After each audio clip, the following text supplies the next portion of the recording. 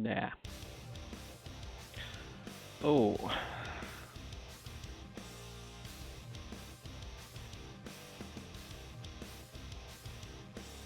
Wow.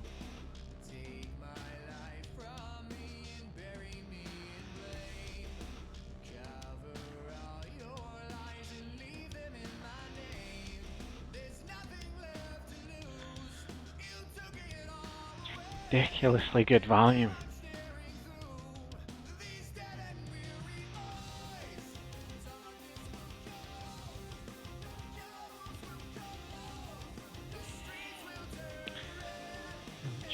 Cam.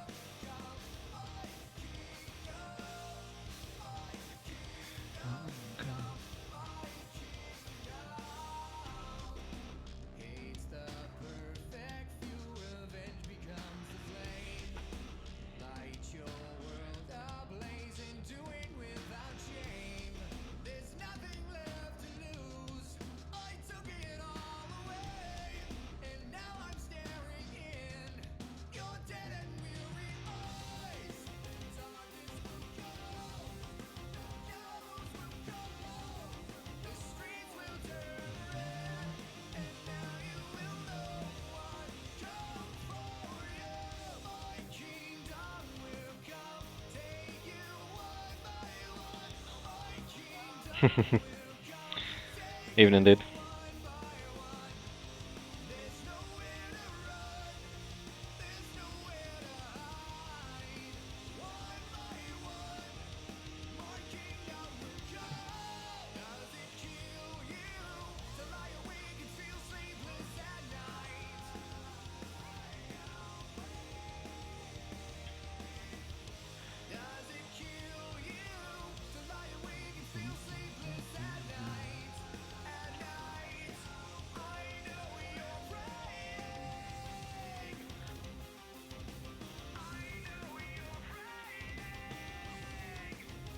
Hey, what was that on? No. That sucks.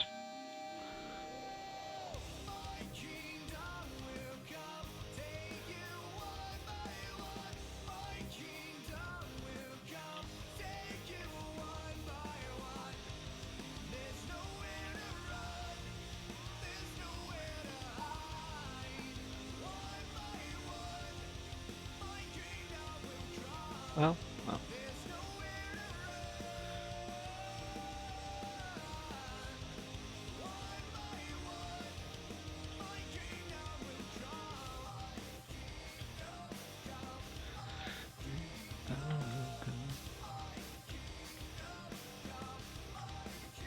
Oh.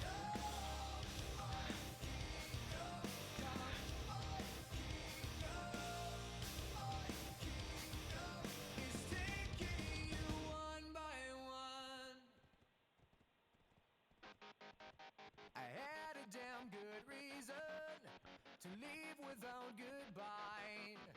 I'm chasing down the headlights as I'm leaving you behind. So find another victim to keep you warm at night. 'Cause I won't be there waiting just to hear another line.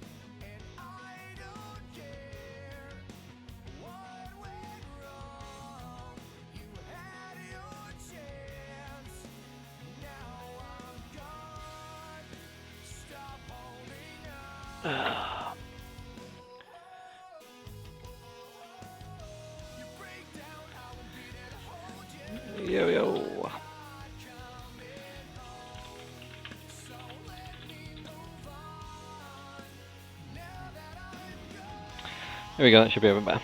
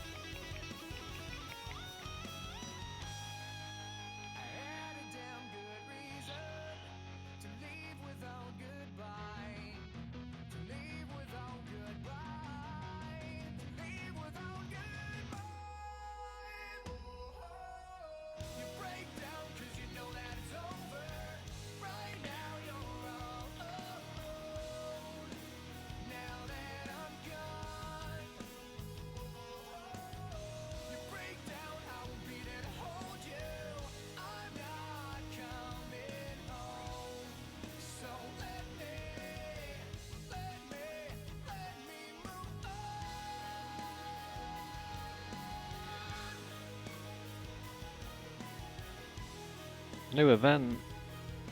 Easy free stuff.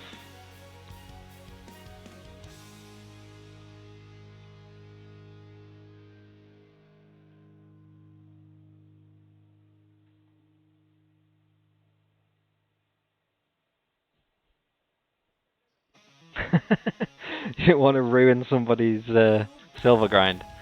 Yeah, the DM should be open on Twitter. If you want to send it over, I'll have a look at it. I'm not a big one for ruining people's fun, but yeah, depends what they're abusing and how it is that they're abusing it, I guess.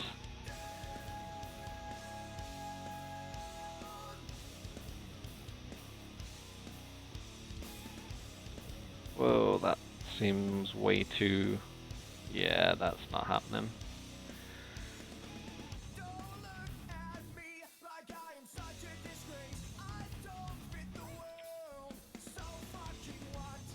It would surprise me if you know a way that people are abusing that I don't already know of. There's a couple of ways to do it at the minute, and every one of them is really tedious.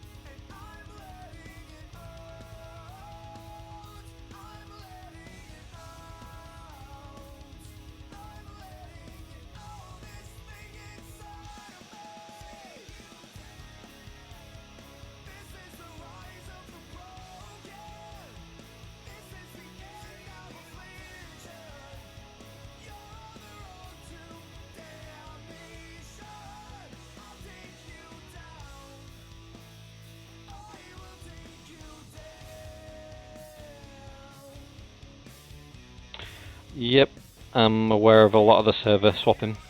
Unfortunately, it's not something that's going to get fixed. Since they removed the timer, it's something that's been used the world over. It's being used on PC non-stop as well, dude. It's constant.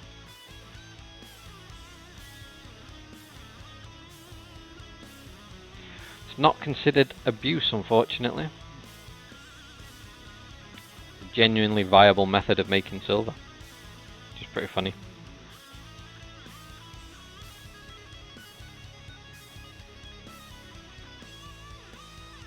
Feel free to send it over. Chances are somebody's already told me about this one as well, though. There's quite a few different server hop grinds that people can do. He's not going to tell you it.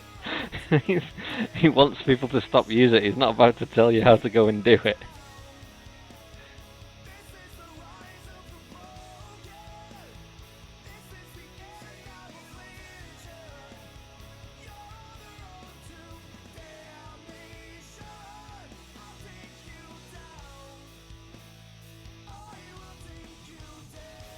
It's either going to be the Prognil Bar Farm or it's going to be Forbidden Book Farm. It's going to be one of those two more than likely.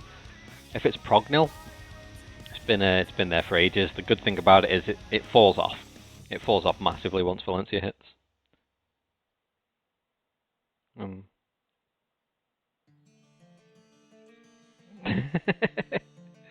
Now. Play nice.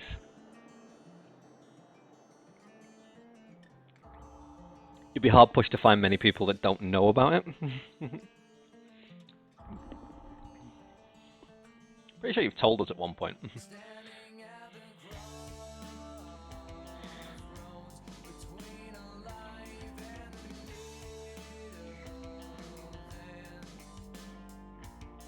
Yeah, I played on PC. I played on PC since launch. I actually played for 2 months on the Russian servers. I then played on launch for a year. had a break and then went back. Yeah, I know which one it is then if it's not Mancha Catfish or Root 'em. But elite farming like that has been there for a long time.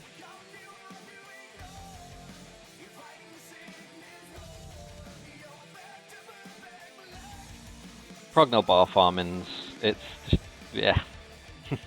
It's the most tedious thing ever, and the thing about the Prognal farm is the second one other person goes there, you instantly lose out, and it becomes a non-sustainable farm. Any one of the server hop farms become non-sustainable, as long as somebody else turns up. Yeah, I'm on Twitch right now. It's twitch.com/UKVext. Or Vext UK or UKVext? UKVext. That's the one. At the minute, I'm streaming to YouTube, Twitter, and Mixer because I'm indecisive. Where's my surrender email?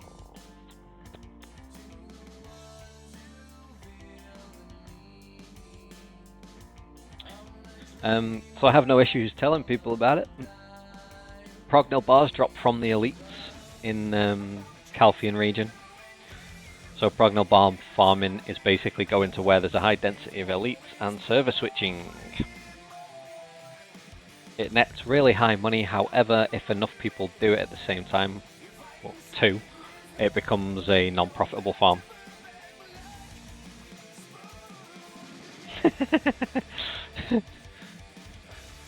Funnily enough, I'm pretty sure we have massive beef with the rest of your guys too.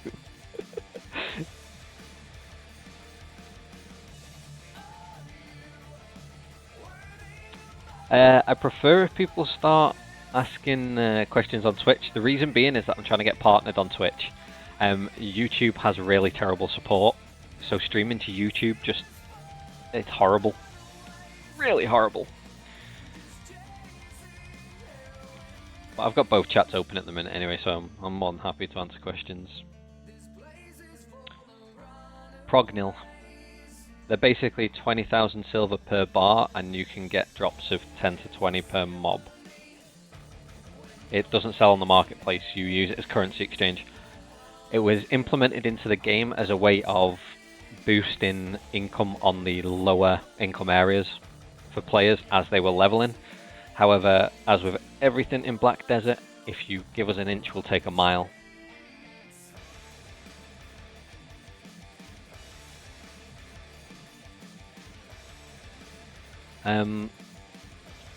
I've been 50-50 whether I've been wanting to do a video that tells people about it just so that people stop doing it, but each to their own. There's better farms, there's much better ways of making money than just the Prognal farming.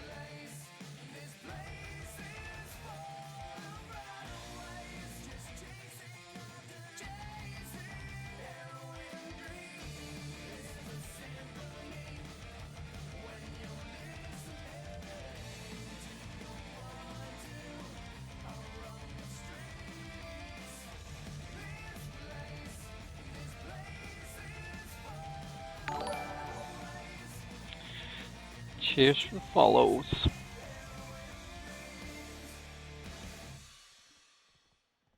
Much is appreciated. Getting closer to that 100 goal. No, it's been out for ages. If you literally search on YouTube, there are so many videos about Prognal bar farming. It's just been around for ages. It feels a bit more abusable right now. However, the amount you can farm per hour never increases. So because of the respawn timer, it will never ever increase. The amount you can make right now stays exactly the same. Now, once the other areas come out, and you're starting to get 30, 40, 50 million an hour, grinding in Valencia, Camasilva areas, you know, the later areas, it drops off considerably. So there's just no point in doing it. That's why people don't bother. Prognal bar farming just, yeah, it's a bit of a waste. The people that are using it at the moment and making a decent amount of money are doing so at around sort of 2 o'clock in the morning. And the people that can play that long and that often, you're not going to really stop them finding a way to outgrind everybody anyway. So if you see them, kill them. It's fun.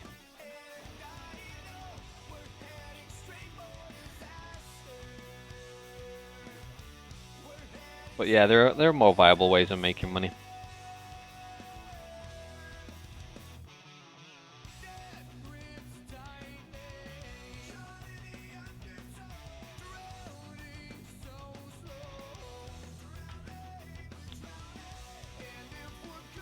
Oh, if you're not already aware of it, is as well, guys. Alpha are going to be hosting a European-wide tournament on the 3rd of May. There's only 32 spots currently. It's going to be run by Techie, the GM of Alpha, and it's going to be a regular thing.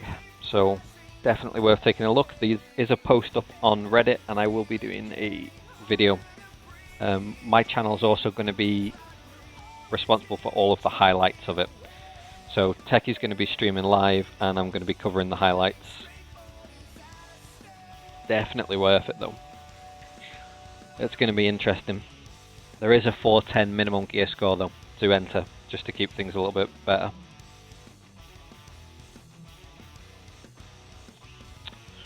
Lucky Sturdy Fluid Collector from the Tool Workshops. I want to say yes, and I want to say it's tier 3. Take a look.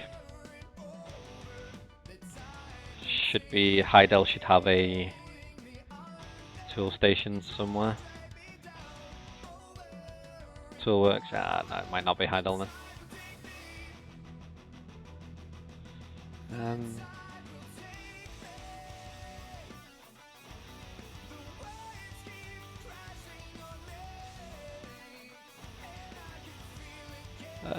What am I looking for?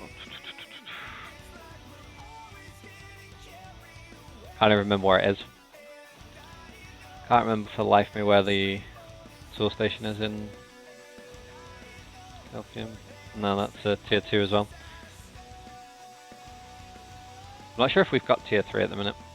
We might have somewhere. But yeah, you're looking for a tier 3. It's around there somewhere. Basically, Lucky is just a RNG proc. So Lucky procs off any craft, which is why Steel's one of the cheapest ways of getting Lucky tools.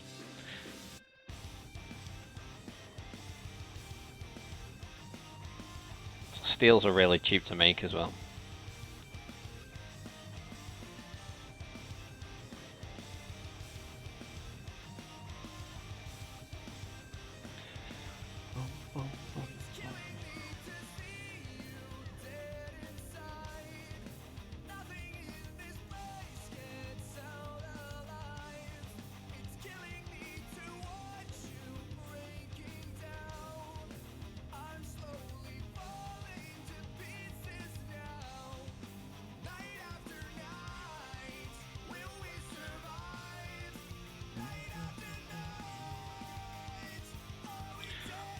Pearl Shop today has added a really high value item.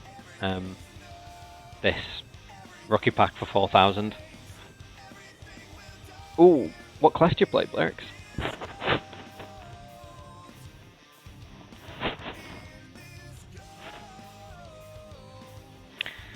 You want to main ninja?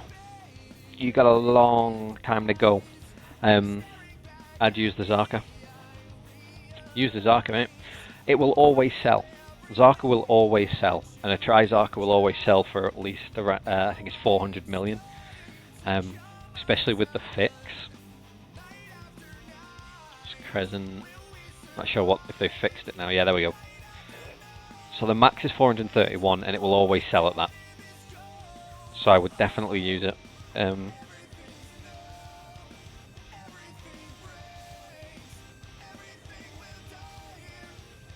If you want a main LAN, then definitely use it, man. What I'd say is get the Zarka up to Prio Duo before you sell off the Uria. Zarka's hands down going to be the best weapon you can have for the foreseeable future.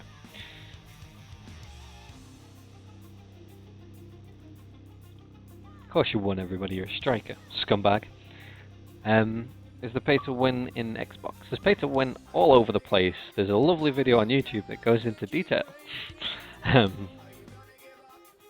I think the rookie pack's worth it personally at the minute if you haven't already bought other stuff. So I'll go over it quickly because I want to do a video on this anyway. Let me get my horse safe.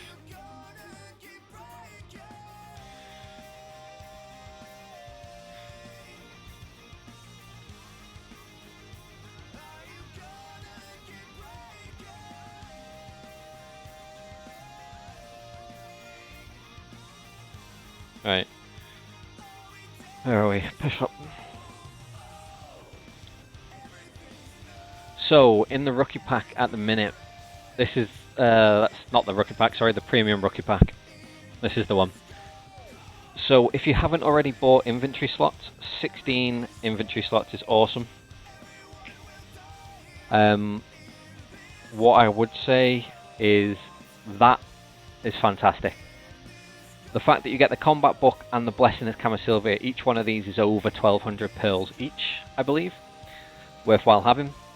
The value pack 30 days is going to set you back 1500 in future anyway, so it's worthwhile.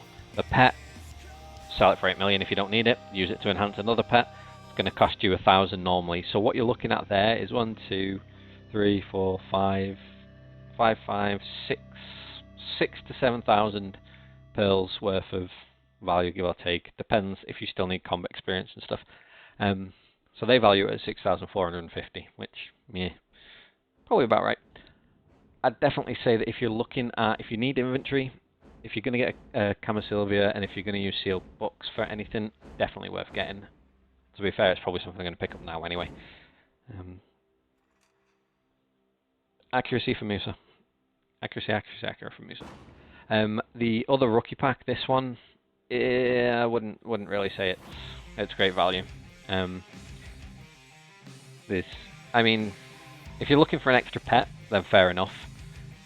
The choppy pack is really good. The choppy pack's fantastic. But that was already up anyway.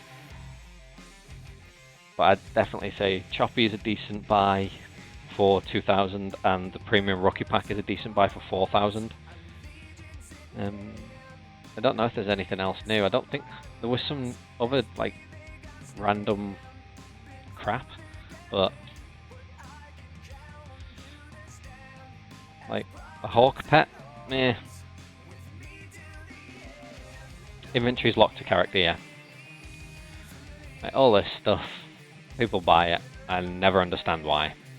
Like, why would you pay 1,000 for a pet when you're just going to throw it together anyway and there's another pet available for 995? Makes no sense. But yeah, sack it. We'll buy it.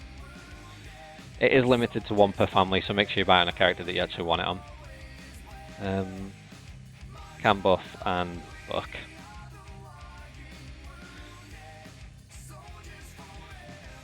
Stacking value pack's always fun. Probably going to sell that pack because I don't think I need it really. Inventory slots. Need it for AFK fishing. It's a decent chunk of inventory. The only thing that would have made it better is if it had carry weight. If it had carry weight, it would have been perfect, but it's really not far off. Scrolls were always useful.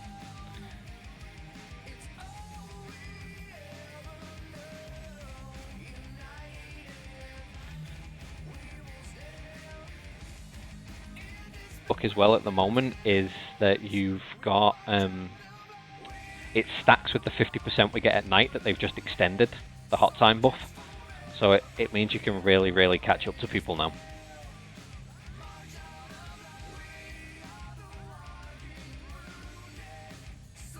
So I just got the premium rookie pack just because I can't see anything else that's better value than it at the minute. I needed inventory for AFK fishing because my rod never breaks before I run out of space.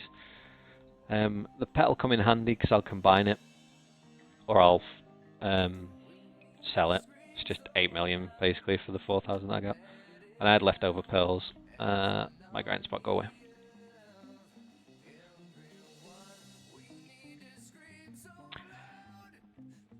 That chest piece triggers me. That chest piece triggers me on a massive level. So that chest piece has had 12 stones thrown at it at various stacks between 20 and 30 and will not go pry. It will not go pry. And I've also took a break from enhancing my armor at the moment this week because I'm waiting to have a decent shot at it. So I'm going to go at the end of this week, maybe the start of next week with the extra hards we've got. I'm going to throw them in and I'm going to level up my last two characters to get the extra D6 12 hards as well, and I'm going to take everything to try.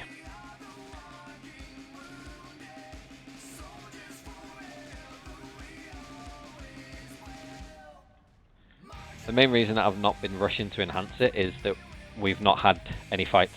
So we've held Serendia for 2 weeks without any competition, which means, well, what am I enhancing my gear for?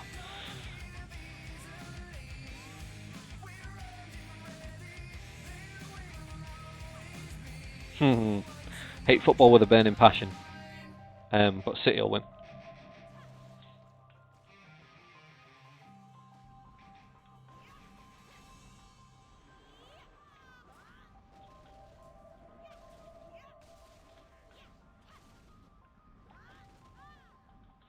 Yeah, City should win pretty easy. I mean, United have been trash lately.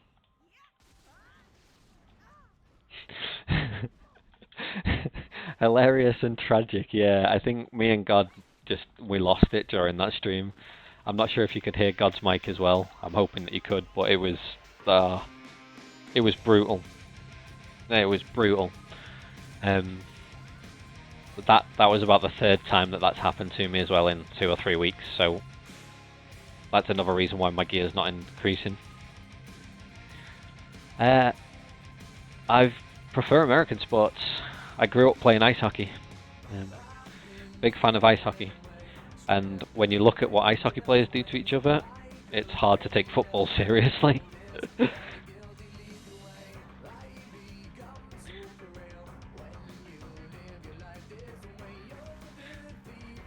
I reckon to make football more fun, they should implement the whole sin bin rule from ice hockey. And let's get the guys scrapping on the pitch and really earning their money. I'd watch it then. I would watch somebody fly and kick Ronaldo in the face. If you've got Trial of It already, I wouldn't be in a huge rush. It depends how much you can make it to Zarka. If you can make it to Zarka a lot yourself, then it's not a huge rush to get it. You're going to want it eventually. But if you've got the Laverto at the moment, and you're using an accuracy offhand, you've got to ask yourself, is the money better spent on trying to get your accessories leveled? Like, are you better off buying 2 Tri-Witches for 700 million, or throwing 700 million into a weapon in the event that it goes to shit? Laverto gives you the same AP. You're missing out on accuracy, so it's 50-50 on that one. I'd say wait personally. Depending on how much you need that Zarka. Like, it depends what guild you're in, if the guild's pushing you to improve your gear, if you need accuracy. But it also depends when Valencia comes. I wouldn't rush it. That being said, if you can get hold of one, it's no damage to you. You're going to need it eventually, so depends how often you can play, I guess. You will feel like you're at a standstill once you get to try weapons and duo armor, because any step you attempt to take to upgrade to try is probably going to end in a downgrade, which is another reason why I hold off on enhancing until I've got materials to go multiple times back to duo. I'd say take your time. Make use of this event we've got, where you're going to get hards and sharps just for being logged in. Get them from all the characters if you haven't already. Put pre-orders on the marketplace to buy them, because people will sell them. With this event, that's a good point. With this event, people are going to be selling these again. And then once you've got a fair whack of them, just start sucking it up and going for it. I mean, sooner or later you're gonna need to anyway, so it doesn't look like they're giving us melting anytime soon. So my items are stuck there for too long.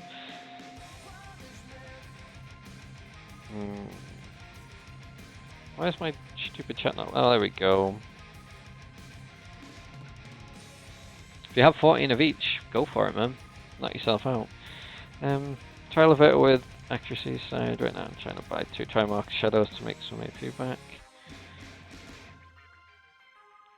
Yeah, it's around 20 more accuracy. The good thing is that because you've got the Levator, you can already get the extra AP from the socket if you want to. You can put the power crystals in and get AP from there, so it already gives you an extra 5 from the Uriah. So the Levator, I did a video today. It was part antagonistic and part just because I really wanted to just get it out there. Levator is not a trap. Levator is a genuinely good weapon. It just depends on your circumstances. It really does. Like, I didn't hesitate to get my Levator. I had it on the first day. On the first day I could possibly get Levator, I had it from a pre-order on the marketplace. I think it was the 3rd one that sold, and I would still have it if I wasn't lucky enough to get a pre-order on Zarka. I've actually gone through 4 different Zarka amulets.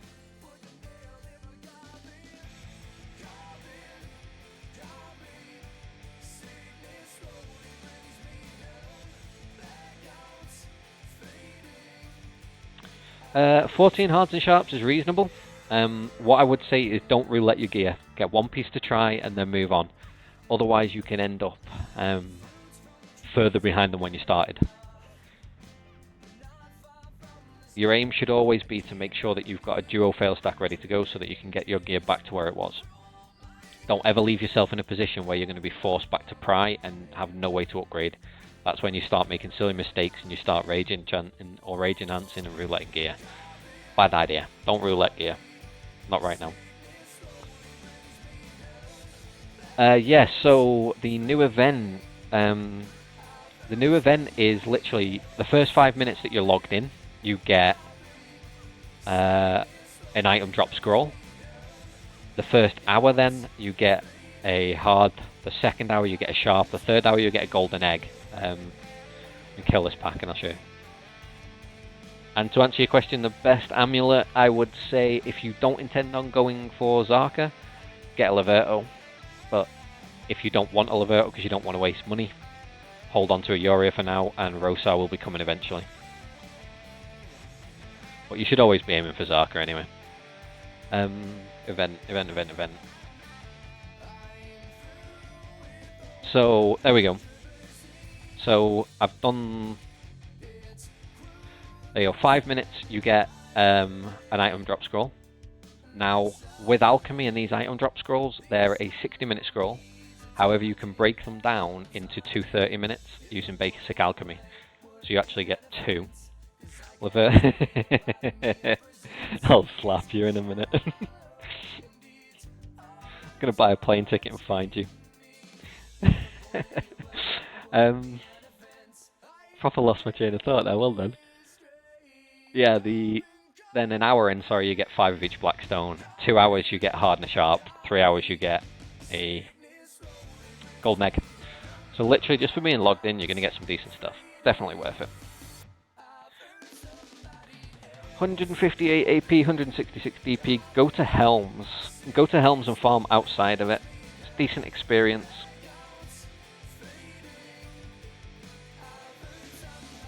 I think I've caught up to chat. I think.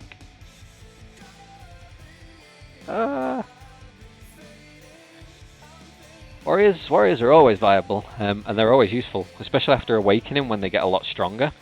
But at the minute, they're really good front lines. They soak up a lot, and they can be a genuine threat if they're left unchecked. They can soak up a whole lot of damage, which in sieges and nodes can be vital. Your Zerkers and your Warriors are really good front line.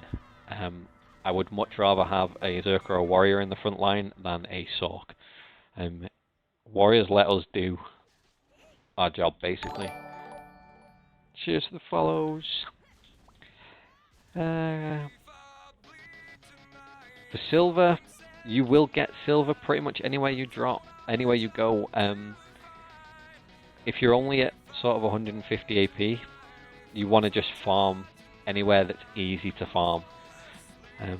There's no point in farming high silver areas if you can't kill mobs quick enough, and if you don't have the pets to warrant it. So if you can't kill these mobs as quick as I can, it's just not going to be as profitable for you. Which is why my grind rotations tend to be aimed towards people that have lower gear and want to get silver. If you have high gear, I don't need to tell you where to grind, you'll find it, and you'll make profit.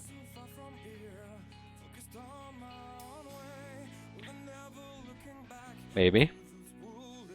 Might have possibly migrated home server for a couple of days.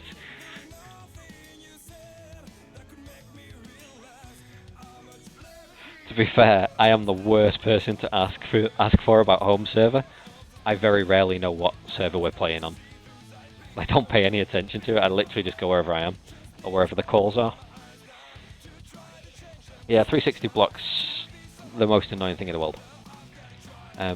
Hate it.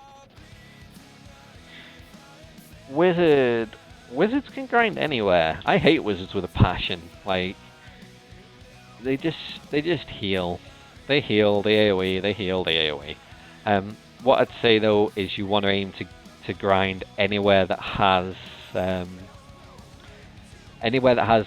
low health mobs that you can literally just blow up, moving pack to pack. You want to be able to kill them in 1 or 2 combos. So again, Helms is good, Rogues is good. The money's good from there. It's not fantastic, but it's good.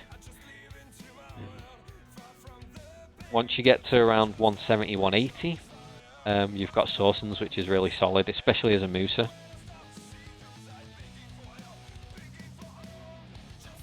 Leverto doesn't have less damage directly.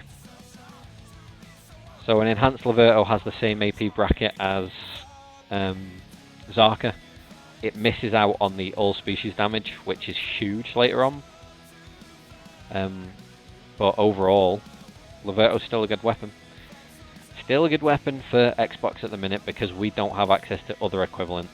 And the Leverto damage comes from the fact that you have that extra crystal socket.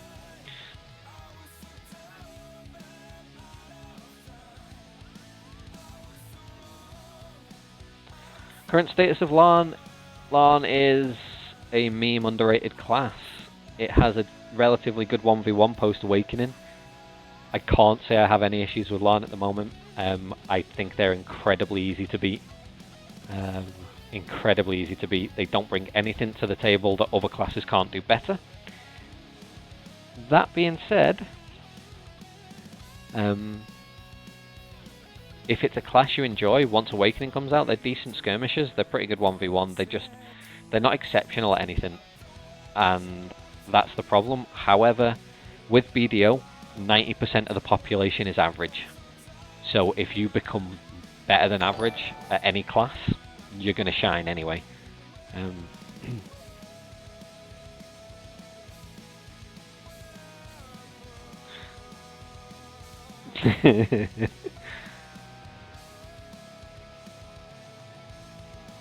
We might potentially be at med.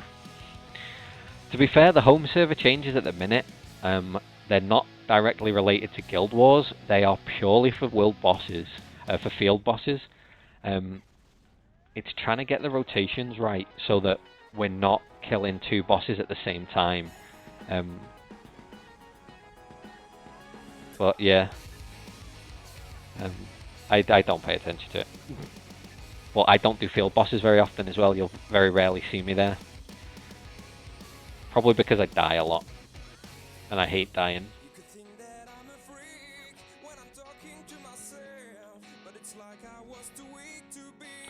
I wouldn't say they're a waste of space. Larns aren't necessarily a waste of space. They're just not good compared to other classes. Other classes are better. Unfortunately, other classes are better. But that can be said about anything.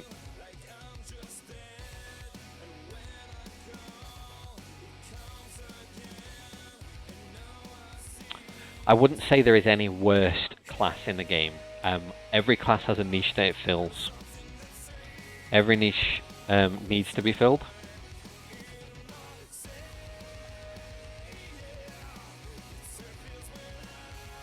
Wow, like 2 people asking exactly the same time.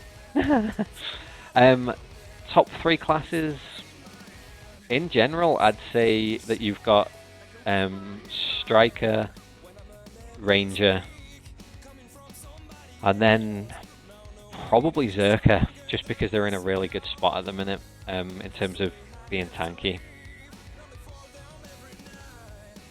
Sork is starting to fall off and suffer. We don't have the damage we need to burst Strikers out yet, which makes it a really tough fight. We don't have the frontal guards we need to close and trade with Rangers as easy as we could. Post-Awakening, Sork skyrockets. Sork becomes this really viable sort of 50-50 class.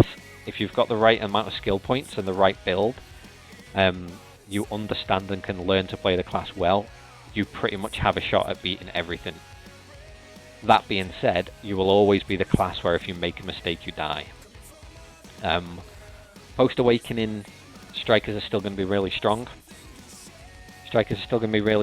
Rangers are going to feel a little bit weird. Rangers are going to drop off a little bit and feel quite strange.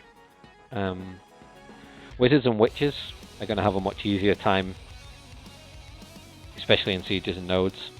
And then you've got all the other classes. Like, I wouldn't say I can give you a real tier list for Xbox, because we're going to be skipping a lot of the normal progression. So we were having a discussion about Sorks and what accuracy we're going to need and when we're going to need it. But because of the way that we've got gear at the moment, and the fact that we're going to hit Awakening at a much higher level than we normally would, so a lot of people are going to be 59 or 60 when we hit Awakening. We're going to have more skill points, we're going to have higher gear than most people would expect. The whole gear and setup shift is going to be huge. So the expedited release schedule that we've got at the moment is going to change how classes play out at Awakening, and we're not going to get the same drop-off like we would have had if it followed exactly like PC release and if we had the same timescale as PC release. So TLDR for that, ask me once Awakening comes out and we've had a chance to feel everything out.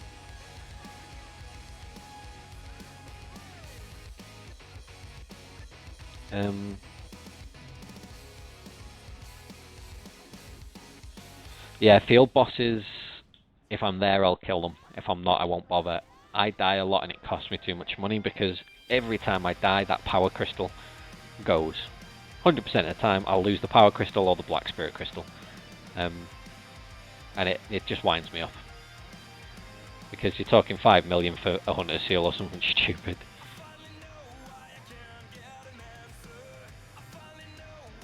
And yeah, Striker super armor rotation is the skill of the class.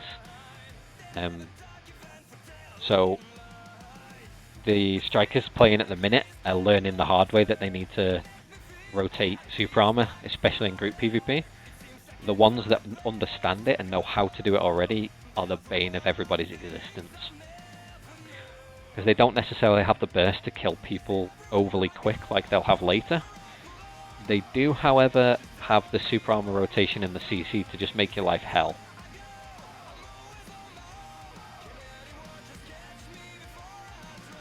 Warriors Awakening is a meme on PC. For the longest time when they released Shadow Arena, Warrior was one of the classes that just won all the time. It's a really good dueling class, It's really solid in group PvP. I like the class. I think it's really good. Hey, +9 crater. So it'll come in handy, but it won't.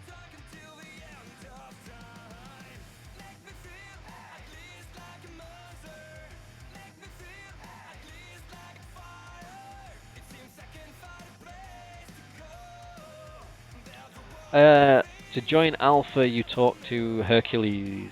or you could try Techie. If he's around, he'll direct you to the right person. Alternatively, if you go to the website, there's a forum post. That being said, Alpha's recruitment process is really slow at the minute because we just don't have space. I'm not sure what they're doing in terms of recruitment.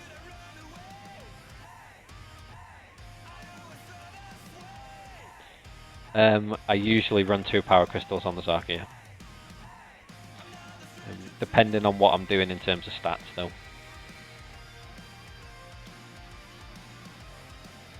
I've been running a bit of a weird setup where I've been overkilling cast speed. So basically running more cast speed than I need so that I can free up the space. I'd stay Warrior for now. Give it a shot at Awakening.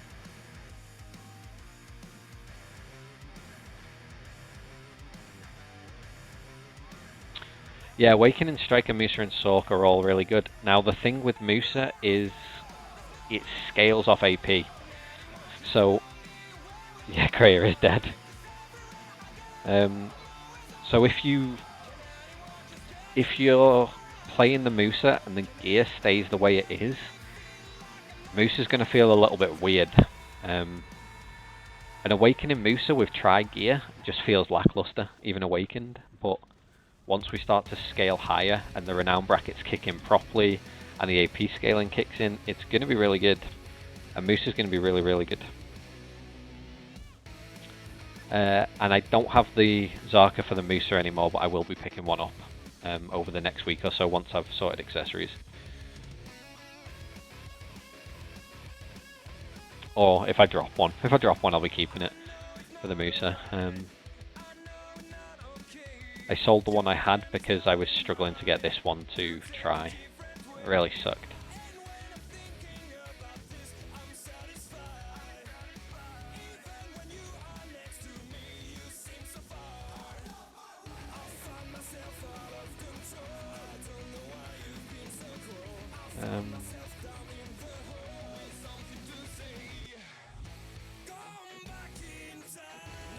Random.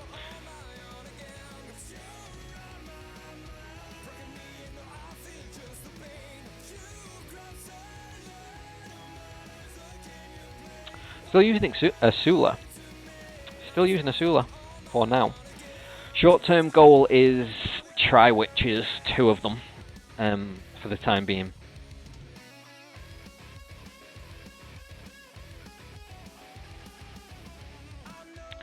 And yeah, Joneses are good. There's some really good Musas in the guild. To be fair, that are miles better than me. Miles better than me on my Musa.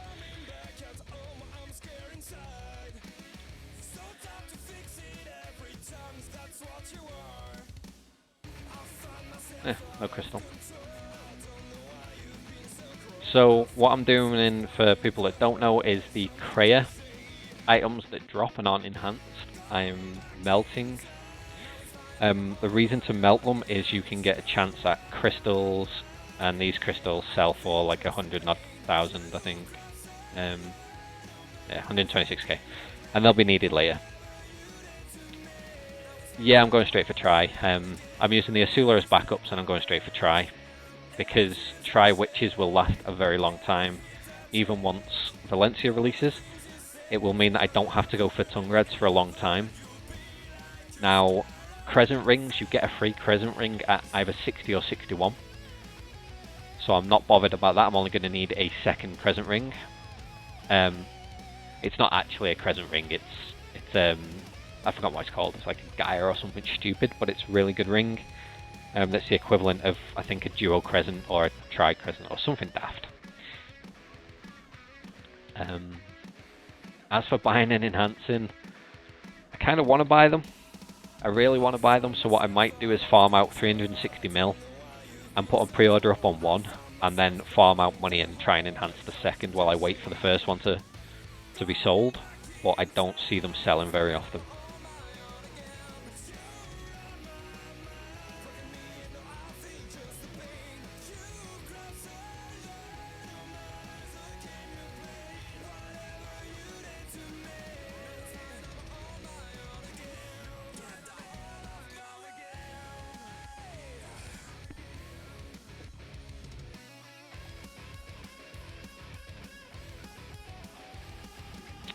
And yeah, definitely agree, skill add-ons are crucial.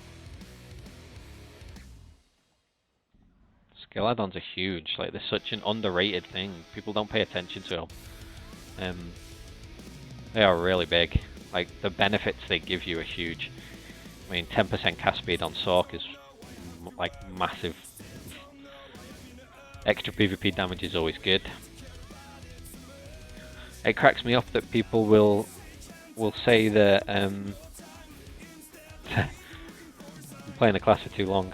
Can grind with my eyes closed. Skill add-ons, what I was going to say. Yeah, the amount of people that will argue how good human damage is on a Uriah, but then won't pick up PvP damage on skill add-ons. It drives me insane.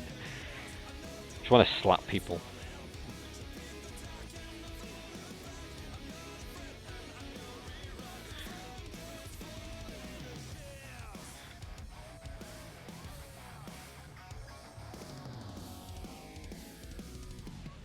Main Fang necklaces, are they the green ones? If they're green, they're just a trade item. Similar to things like these ancient bronze coins.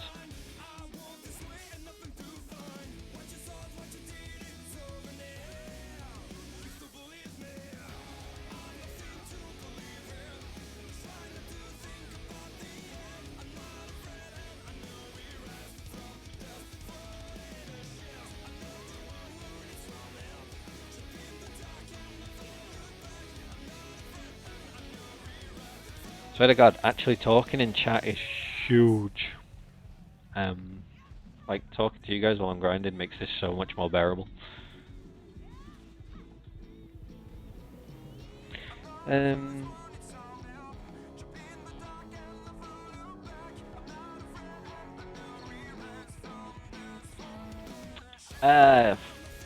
If you want a class that will remain viable for a long time, Striker is really good. Now, Striker drops off eventually, and it does. No matter what people tell you, Striker does become less of a threat, should I say, around 263 AP. Well, that's a long way off. And that's less of a threat to people that are equal geared and equal skilled. That's not less of a threat to the vast majority of players.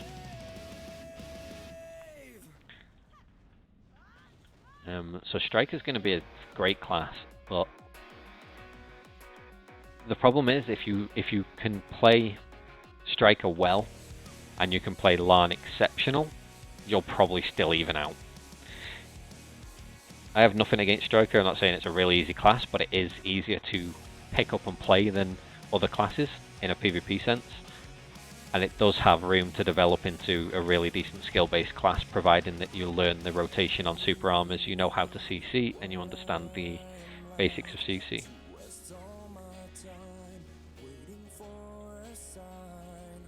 Yeah, by the time it drops off, Ninja will be out. Like, we're talking, it's taken people like a year or 2 years to get to the point where they've got the gear that makes Striker drop off.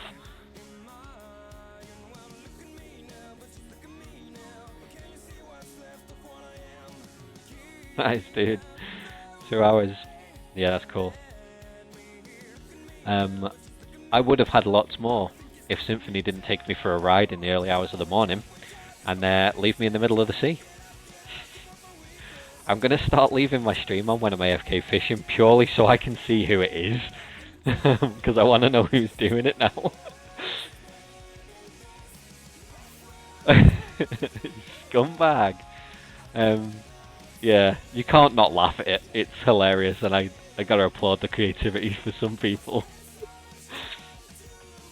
It is fantastic. We were all laughing about it in Discord. Yeah, I woke up swimming. Woke up swimming in the middle of the sea. It took me 20 minutes to swim back before work. The funny thing is, and this is what cracked me up more than anything, is you guys must have got me literally within 2 minutes to 3 minutes of me leaving the computer and turning the TV off, because I had no fish. I couldn't have caught anything. So I literally had nothing. The timing couldn't have been any better. It's my own fault. I shouldn't fish on the coastline in the middle of the sea. That's just asking for trouble.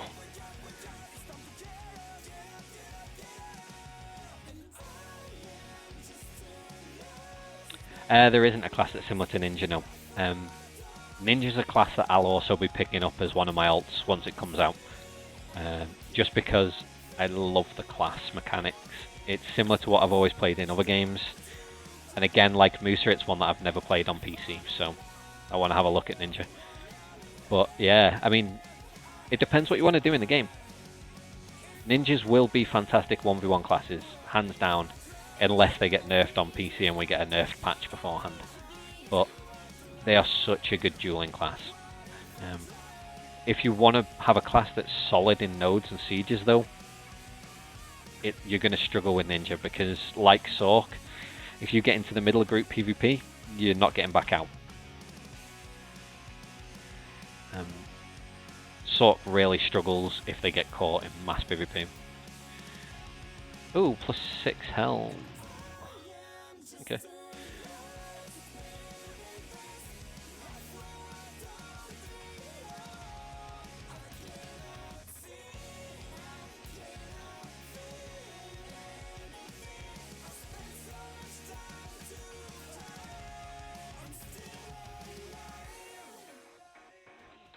Cheers for popping by, dude. Appreciate it. And everybody that's come over to Twitch. It's gonna make my life a whole lot easier. And I definitely will be getting a new mic this week. This is beyond terrible. But my Xbox mic that I use when I'm in party chat just refuses to work with my PC. It's annoying me.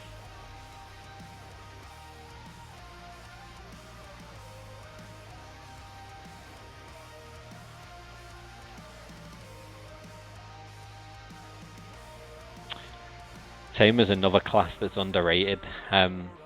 If you haven't already seen it, there's a PC Black Desert tournament that's running at the minute. It's running over multiple weeks, and it's a 1v1 tournament. And it's so much fun to watch. It's just hilarious to watch classes like Wizard get to the semi-finals, where everybody's saying Wizard's trash 1v1. Thanks for the follow, dude. So people are saying all these classes are trash in 1v1 and Sorks are gods and all this stuff, yet I think in the first week a Sork didn't even make it into the quarterfinals. A Wizard got to the semi-finals.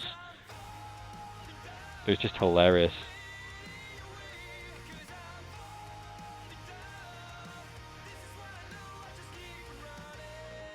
Dude, we used to do it on PC all the time. We used to literally pick people up and take them out to sea and leave them there.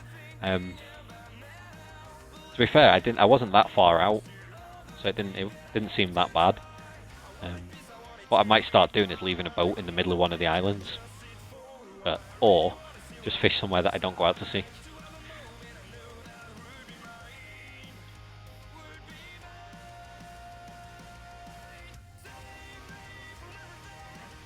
Do you mean you have a Tri-Laverto and you need to get a Zarka, or?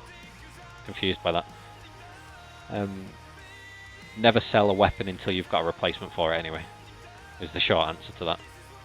Selling a Tri-Laverto to buy a Zarka is a very, very, very dumb idea.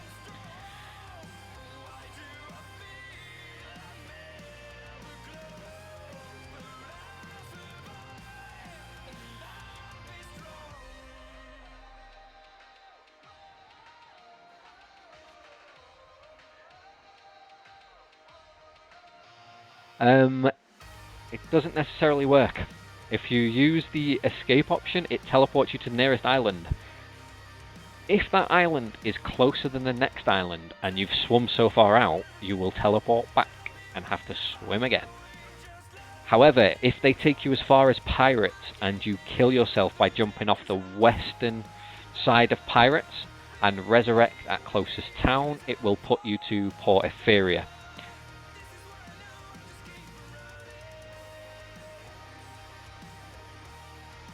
Definitely try Zarka and then sell Laverto. Zarka is going to be your endgame weapon for a very long time. for the most part, you're not even going to bother trying to get it to Tet. The reason being is it only transfers 30% of the AP to your Awakening, and as a Musa, you will be in Awakening almost exclusively.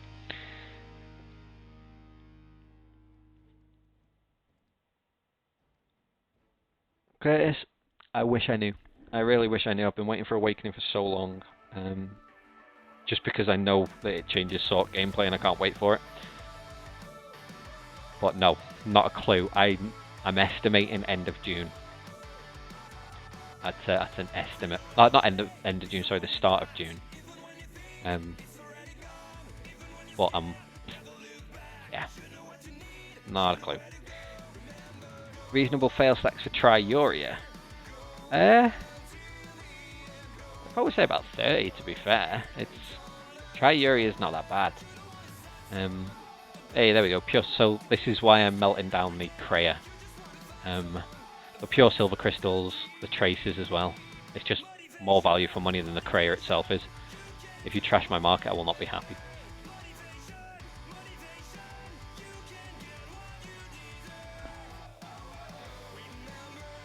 Rosar weapons aren't in the general market because they're not released. Rosar came with Valencia. I don't think we're going to see that until Valencia. We might see it a little bit after Valencia even, but that's not bad, 2 for 2.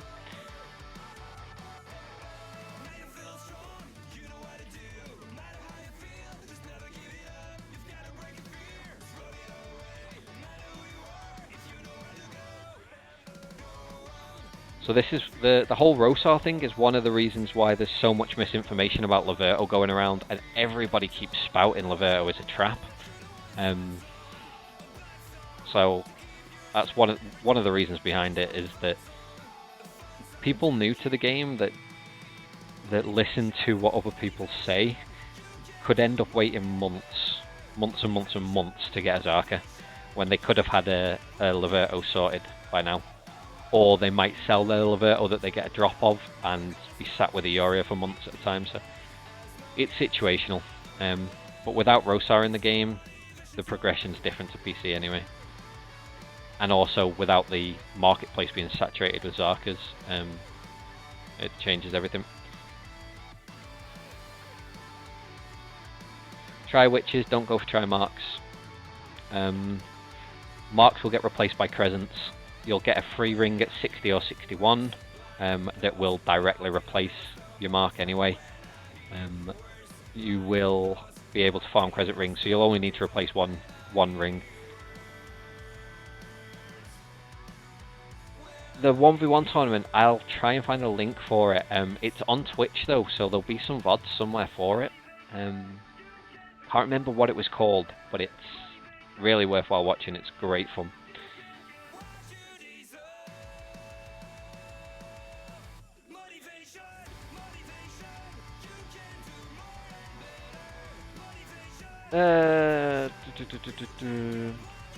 Who'll grind faster at Helms and Sorsons? It'll be pretty even. It will be pretty even at the minute. Sork doesn't grind that fast. To just be able to contest your spot better, I'd say probably Striker. Striker's just really self-sufficient.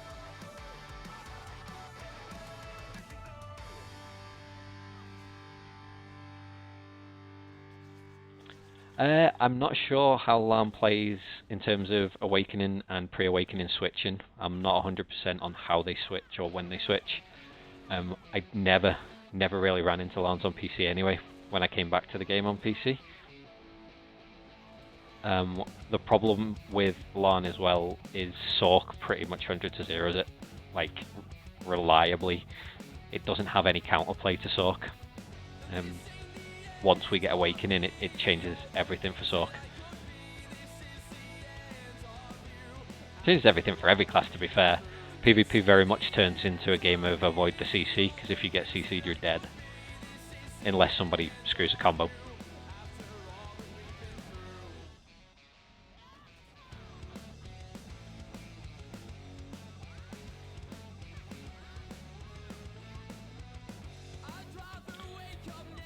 What you'll find though is most classes play a large portion of the gameplay in their awakened weapon form rather than pre-awakening. Some classes switch back more than others. Some classes play it almost exclusively, like 90 to 95% of the time in awakening. Sork is one of the classes that switches quite a lot, which adds to the complexity of playing Sork, because you have to understand what animations trigger which cancels and when you can and can't use certain skills instantly, so it changes the class quite a bit. I'm not 100% on the other classes though, unfortunately.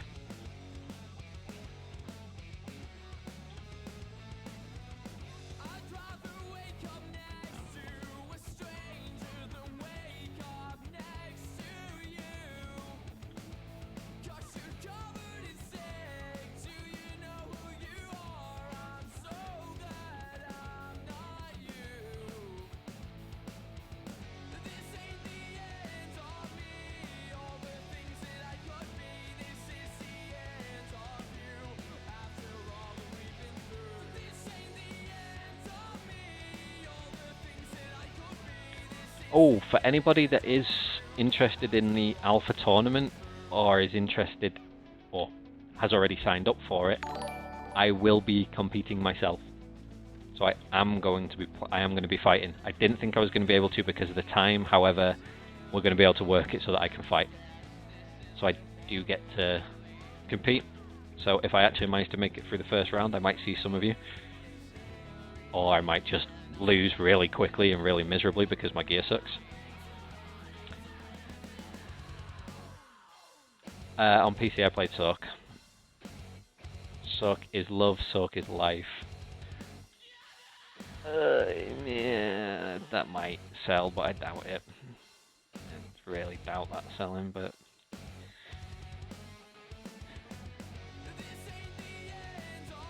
it's worth a shot.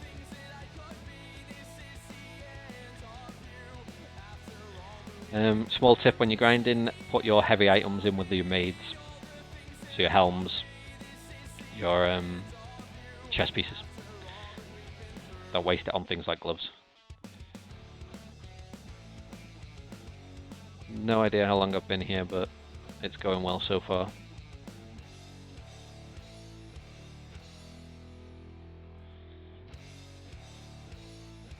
I really didn't think this through. I'll melt them later instead. That was a really bad idea. Don't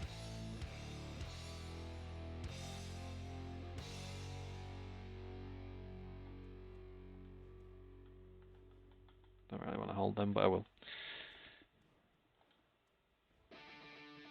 Gloves trash. Gloves don't sell for anything.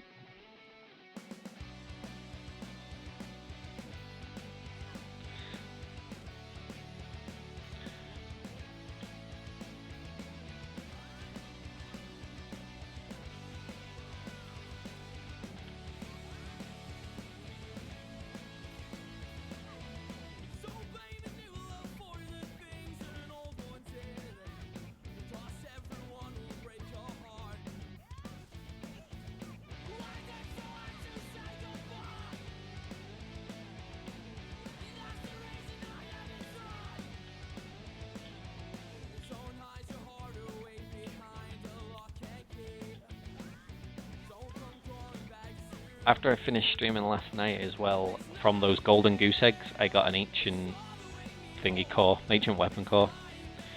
So if you haven't been doing them, make sure you're doing them, and make sure you're collecting the rewards from the new event.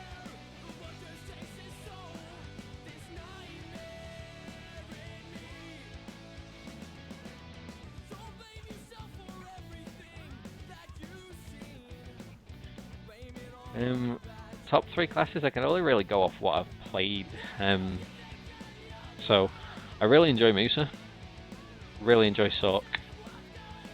Wizard, Witch and Ranger I just really didn't enjoy. I don't know why.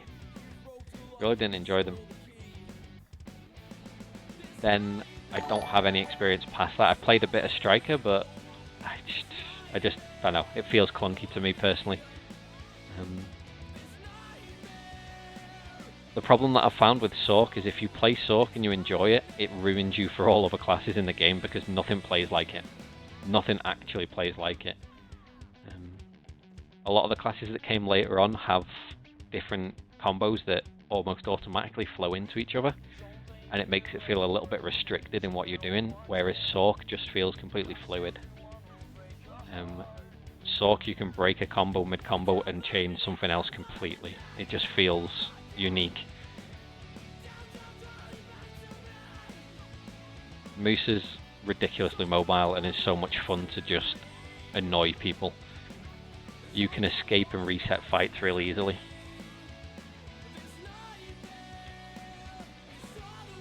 I am looking forward to seeing how Ninja works on Xbox when it comes out. I've got a skill build that's up on my YouTube at the minute for Sork. It is on my YouTube channel. There are a couple of things on Sork as well. There's different mobility, or a video on mobility. There's a combos guide for base combos. On my mobility video, or I think it's the mobility one, I also do some critical analysis of some duels with another Sork, where I went wrong, what I did wrong, what I did right. So there's quite a bit on Sork. I do need to update a couple of things, like the skill build needs to be updated as we get closer to Awakening and get a reset. But yeah, I mean, there's one that's out there. To be fair, with Sork, depending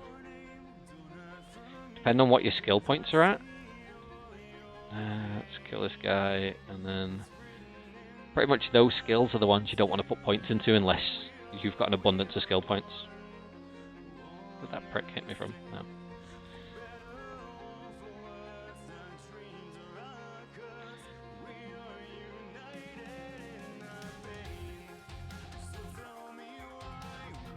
I wouldn't feel scummy playing Striker. At the minute, Striker feels a lot stronger than it really is. Just because Hurl or Cacao, whoever you want to say it is, that did the did the release on Xbox, they did a balance patch 2 weeks ago. So that's the one where they removed the Dark Flame frontal guard for Sorks. Now, this wasn't an Xbox exclusive, or it wasn't an Xbox exclusive patch. This was the PC balance patch that they had put in to balance Awakenings. So it balanced a lot of pre-Awakening skills as well as Awakening skills.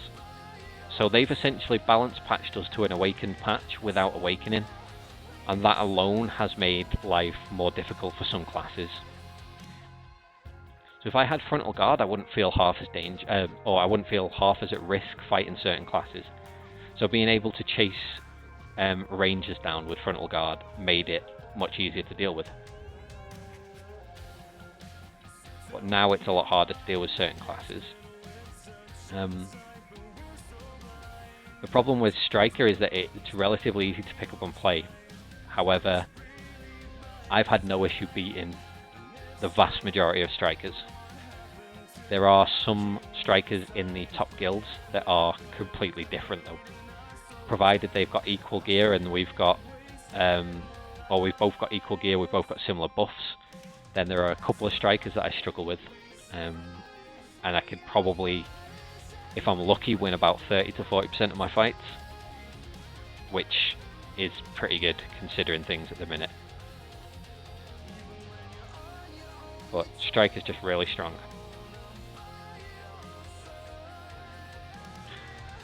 Fortunately, having a bunch of Strikers doesn't get you very far in sieges. You need the right classes and you need the right tactics, so it doesn't bother me too much. But I wouldn't feel scummy about playing it.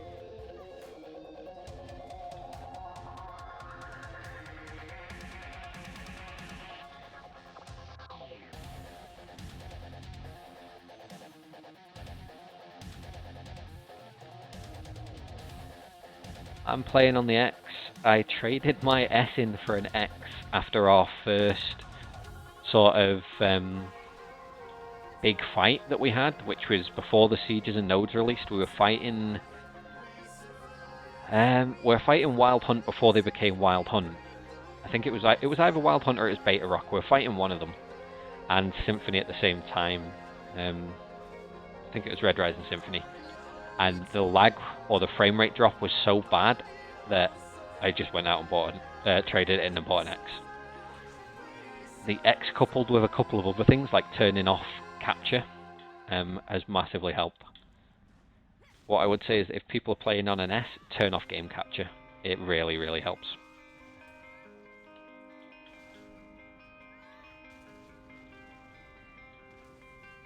So for those of you that don't know, your Xbox is background capturing footage almost 100% of the time if you've got it turned on, and that's always going to have an impact on your resources. If you want to improve your load times on load screens, get an SSD, a cheap SSD. Get a cheap SSD and put it on the SSD.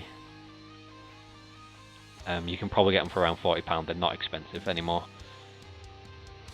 One of the cheapest ways I've found to get an SSD as well is get a normal 2.5 internal one for a PC and get a housing for it, a USB housing. They're about £15. It's just dirt cheap. That and hardwire your Xbox. All of those things combined will make a huge difference.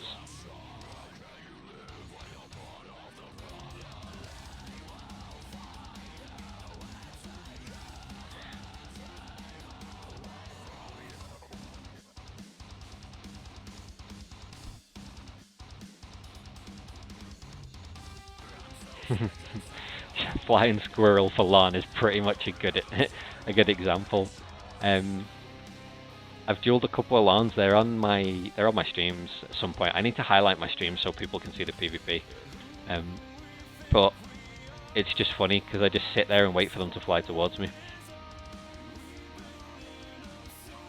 I did have some fun with the Musa, chasing down LANs that were flying around, and I forgot what stub shot or whatever it's called. Whenever they jump, it's great fun.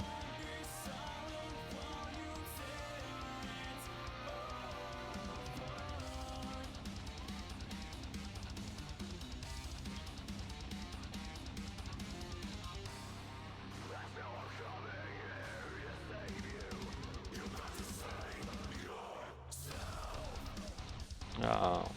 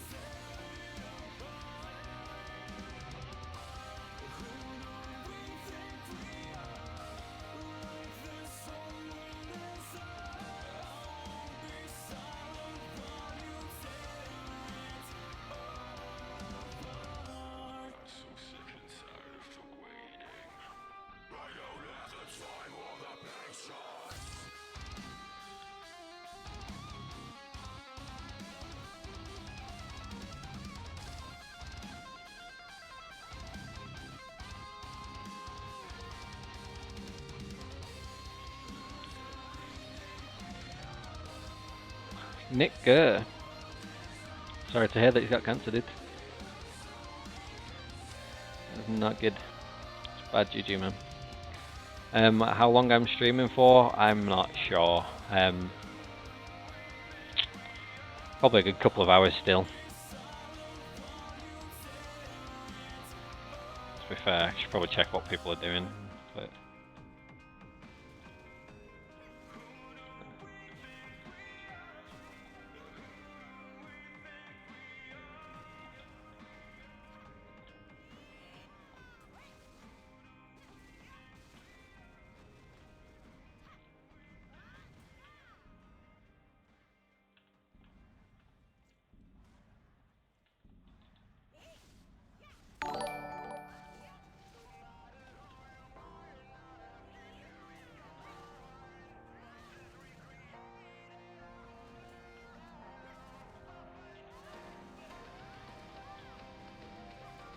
I just reread it.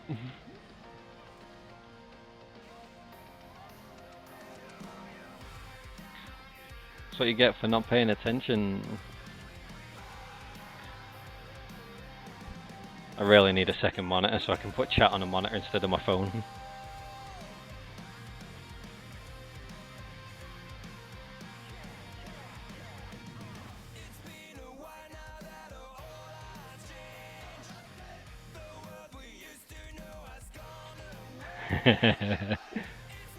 Props for that one.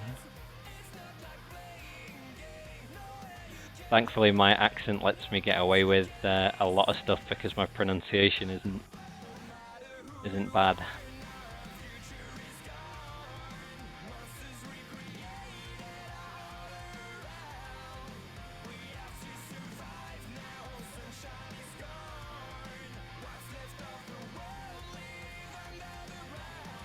Sorson's drop a load of rubbish and Grunel armor, forbidden books, armor and weapon stones. It's just really good experience as well, to be fair. Good experience, good money per hour. I am using Camasylvia buff though.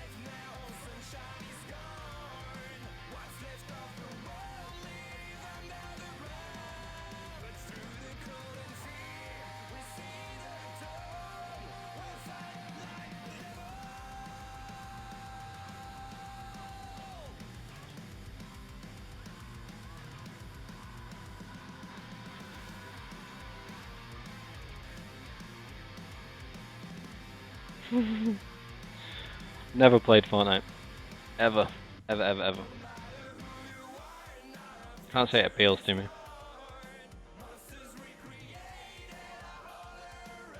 I'd probably be really bad at it as well.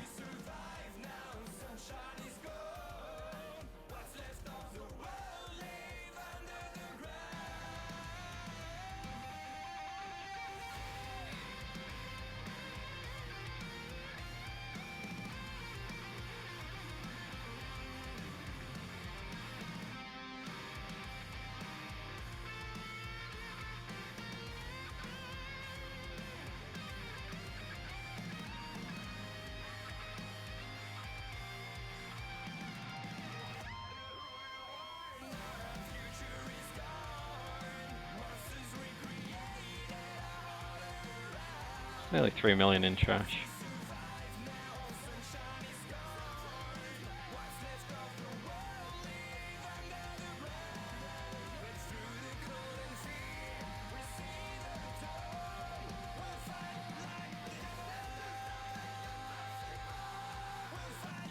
There we go. Told you people would start listing these. Just gonna start trickling in now as well.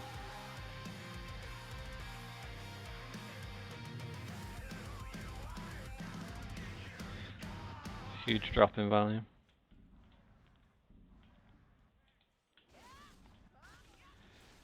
Should have a decent night of money though. We've got guild boss scrolls tonight, which is going to be easily 20 or more million on that, depending on drops.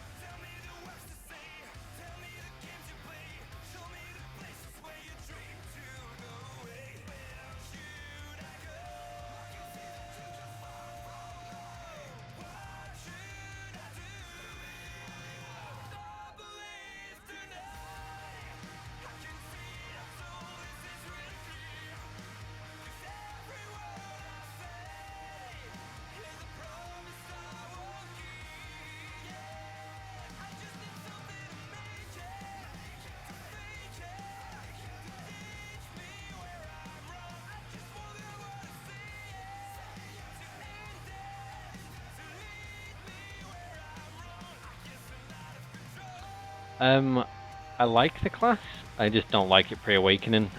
I got really frustrated that I was losing to people that I would normally beat with relative ease on Sork, even though the Musa had better gear. It felt frustrating because I want to play it post-awakening. I really wanted to play it post-awakening, and I will. I fully intend on getting a weapon for it and playing it once awakening hits. But I just didn't feel it for PvP at the moment for where the class currently is.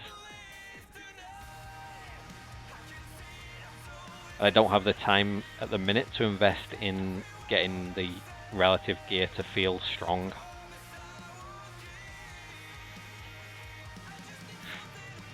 "50 fail stacks is overkill."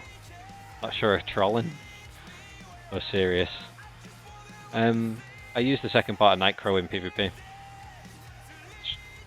Can't say I've been really bothered about using it when I'm grinding. Or if I do it, it's usually by accident.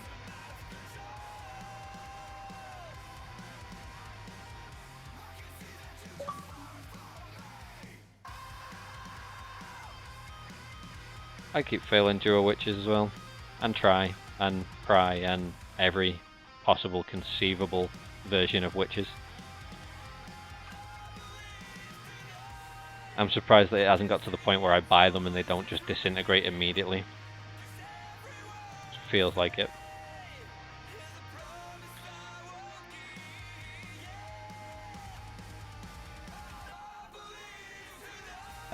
You use Darkness Released. Oh, that's one of them. So forward and B, or backwards and B. Forward and B is the easiest one.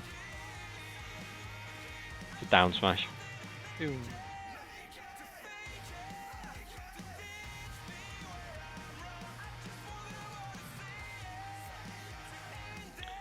I'll try my best to help with your question. Go for it. Shoot.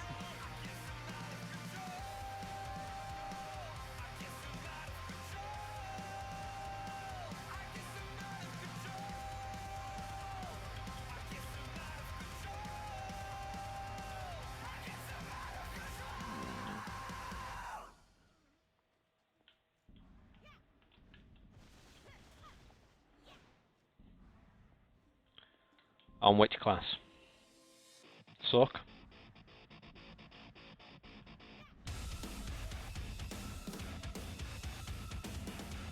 There is always people with RNG that will frustrate you. I know people that have gone to try on Zarka with 0 fail stacks just because they've done it in a fit of rage. They've just been annoyed, like their rebluff or whatever they've been fail stacking on hasn't gone high enough, or it's popped their stack and they've just went, yeah, screw it, I'm doing this.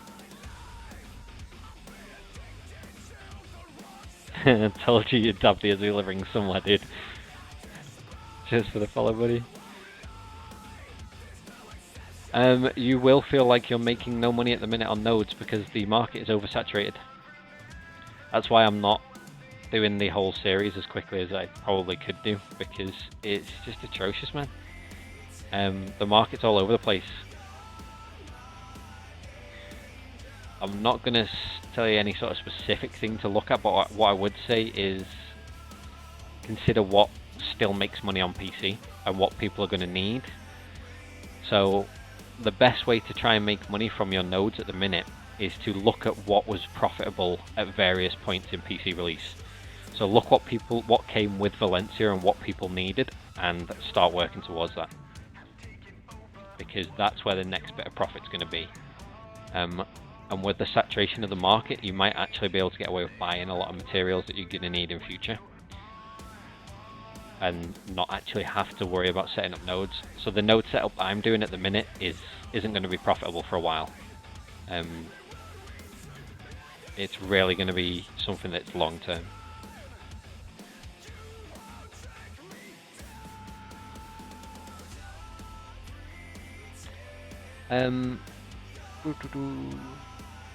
Yeah, grinding is the best money out there.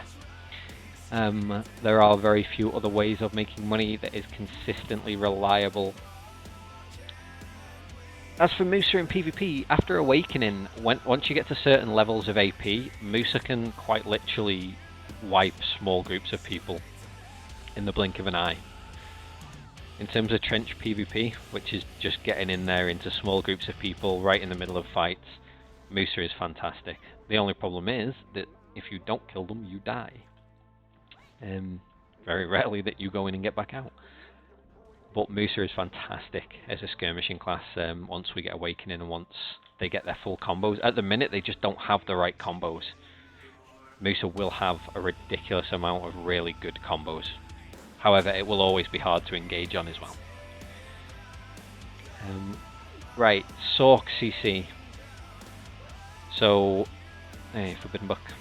So there's a couple of main things that you want to do to land CC. Your most reliable and your safest by far is Dream of Doom, because you can play from very far back. You can play from really far back and look to land the Dream of Doom knockdown on anybody. It's just a bit telegraphed, so you need to be kind of sneaky with it. Like following up after Nightcrow and doing it is really good.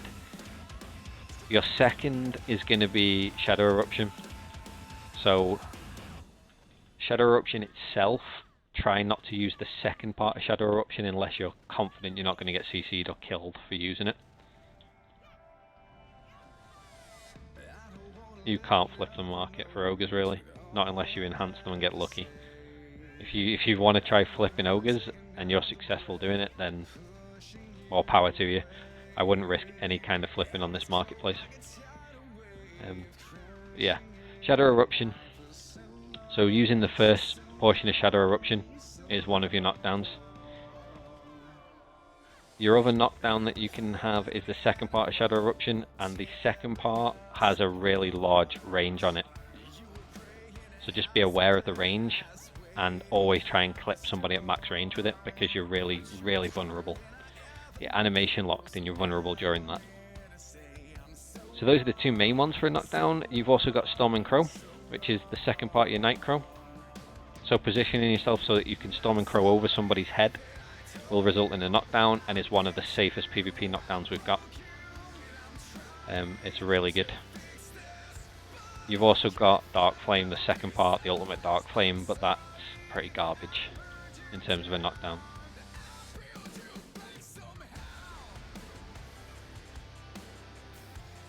Shadow Eruption's really comfortable knockdown. Oh, for Node Wars. So where was it?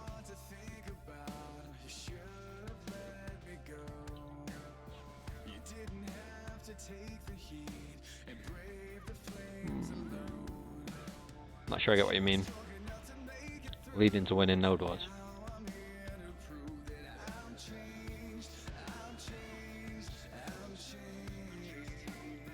Ah, there we go. Helpful guides for mass PvP, such tactics and how to be effective in shot call. There aren't really any guides out for shot calling. Shot calling itself is, it's just a skill. You're either good at it or you're bad at it. You need to understand some of the intricacies of Black Desert PvP. So once you start getting into the proper meat of sieges, where there's multiple guilds, there's a lot of deaths and there's a lot of back and forth, you need to understand how death timers work.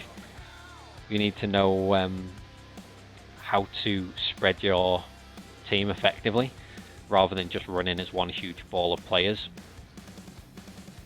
I'm probably going to do something with regards to shot calling at some point. I'm not shot calling in alpha. I have shot called before and I'm reasonably comfortable with it, but it's not something that I intend on doing.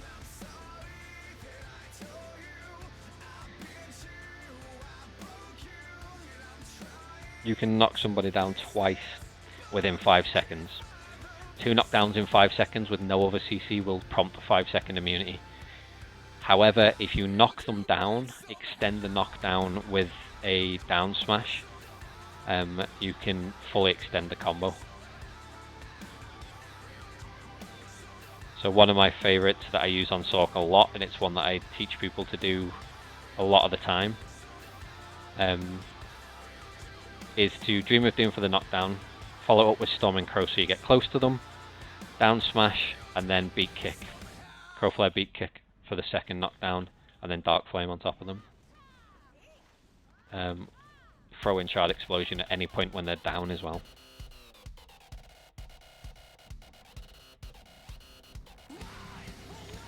CC on Sork, just a quick recap, you should use Dream of Doom from range, it's your most reliable and your safest knockdown. Shadow Eruption the first portion, avoid using the second portion unless you're going to clip them from max range, because otherwise you'll probably get killed. Storming Crow is a really safe knockdown, so the second part of Night Crow where you jump over their head, or where you flip. The reason for this is that the second portion is super armor, which means you can't be CC'd. So it gives you priority on CCing people.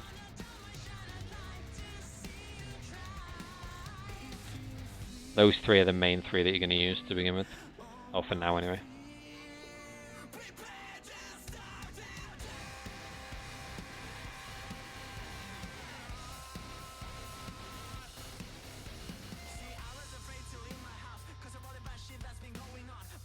Yep. You'll get a feeling for how fast you are with cast speed and how long it takes people to get up, and you'll get an idea of how much damage you can put into somebody before you need to extend the CC. As you get more of a feel for it, you'll find you can sort of squeeze out a lot of damage with cancels, and 100 to 0 combos are really reliable. Depending on what people's gear are as well. If people under gear me, then I'll 100 to 0 reliably in one combo. If they're on equal gear, I try and get them to about 70% before I try and combo, just to get a little bit of an extra buffer, knowing that I can then combo them from 70% before they can do too much. Another reason that you want to always end your combos with a down state, so with somebody on their back, is you can only emergency escape during certain portions of CC. If you're flat on your back, you can't emergency escape. That, coupled with the fact it allows you to get distance, means that you should always end a CC combo with a grounded state. It's just the safest, best way to do anything. Leaving them in a standing CC just means that you're opening yourself up to trouble, because they then have 5 seconds of immunity and they can use the full 5 seconds.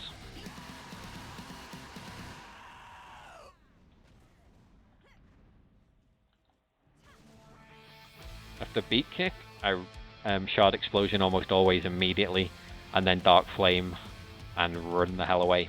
If they're not dead at that point, get ready to reset.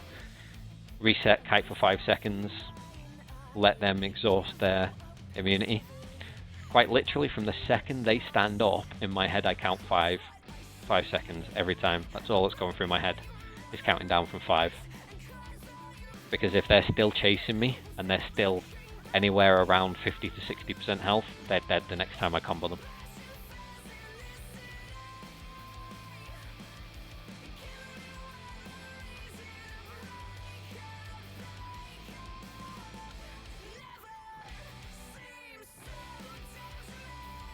Yeah, Shard Explosion hits so hard.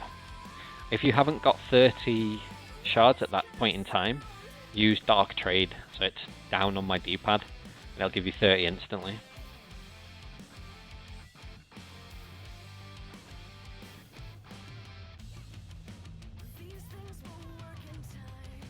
Don't forget to keep your buffs up, so keep Shield of Darkness up, keep your AP buff up.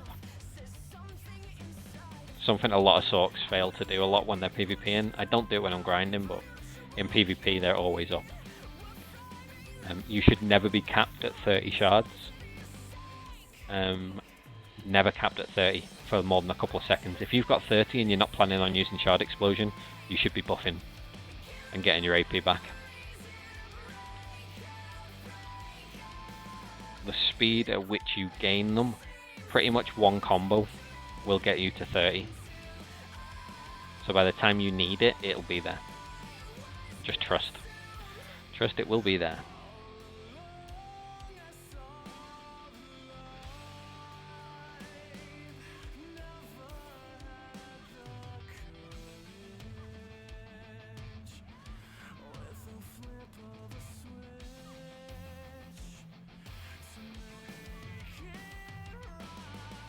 They do counter you. That's why. Warriors are one-trick ponies at the minute. So stay at range with a warrior and let the warrior come to you. Let them close the gap. Be ready to iframe anything that they fire off at you. Now I don't have a clue what it is, but they have a range CC. And if it attaches, you're pretty much gonna get comboed, and depending on their gear and your gear, you could easily die to them. Always stay at max range from any sort of block class. If a class has a block, you don't win unless they come to you. Striker, on the other hand, Striker is a completely different ball game. It depends on how good the Striker is. The Strikers have very few gaps between their super armors, which mean that we are very limited in our ability to knock people down. Thankfully though, 90% of Strikers are overly aggressive and will come to you. One of the biggest things I tell people when I'm going over PvP with them in this game, or when I'm trying to explain PvP, is that if you're aggressive, you're going to lose fights. Unless you're exceptionally good at the class and know when to be aggressive. If you're just needlessly chasing after somebody, you're going to lose a fight. Strikers, you need to learn when they have no super armor, so they're quite rigid in their animations. So the easiest one to explain is when a striker does his like uppercut and then flips in the air and does a ground smash, so he punches the floor, he stays in the animation for around a second before the character can move again. All the way through that is super armor, except for right at the end of that movement, just as his hand comes off the floor. As the striker's hand comes off the floor and they're about to move, they're vulnerable to CC, because they're animation locked and they can't chain a super armor. It sounds really complicated, but you get a feel for it. That is when you land your CC and punish. If you don't combo a striker properly, if you give them a gap in the CC, if you don't combo them and at least do 50% of their health, you're not going to win. You need to be able to burst a striker down, so you need to be able to comfortably get them to 50% health and then create distance until you can combo again. Or outgear them and hope they're bad at the game. Once Awakening comes out though, you're going to have a much better time. Same principles follow once Awakening comes out. You need to be able to create the gaps and generate the CC. However, you have much more easier time bursting classes. Cheers, Wallard. I really appreciate that, dude. It's been a really strange sort of 6-7 weeks now of playing Black Desert. I actually came back to Black Desert to play on Xbox by accident. I thought I was going to pick the game up on PC again and have a look at it, just because I hadn't played it for a while. My girlfriend had bought me an Xbox for Christmas, and I found out the day that I was looking at playing playing video on PC that it was releasing on Xbox. So I just made the decision to switch it up and just play Xbox. And on that same day I decided I was going to make videos. So, surprised on how things play out.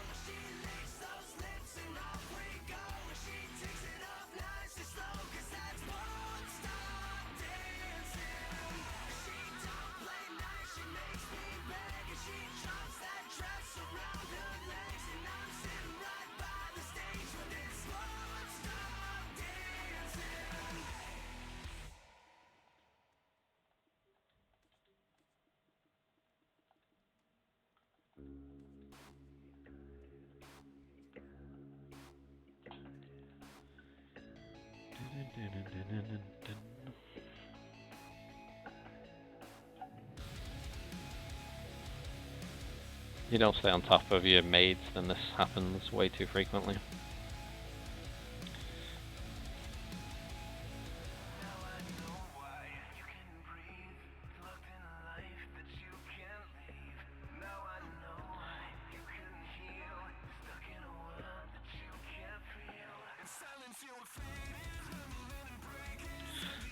We've been here for an hour.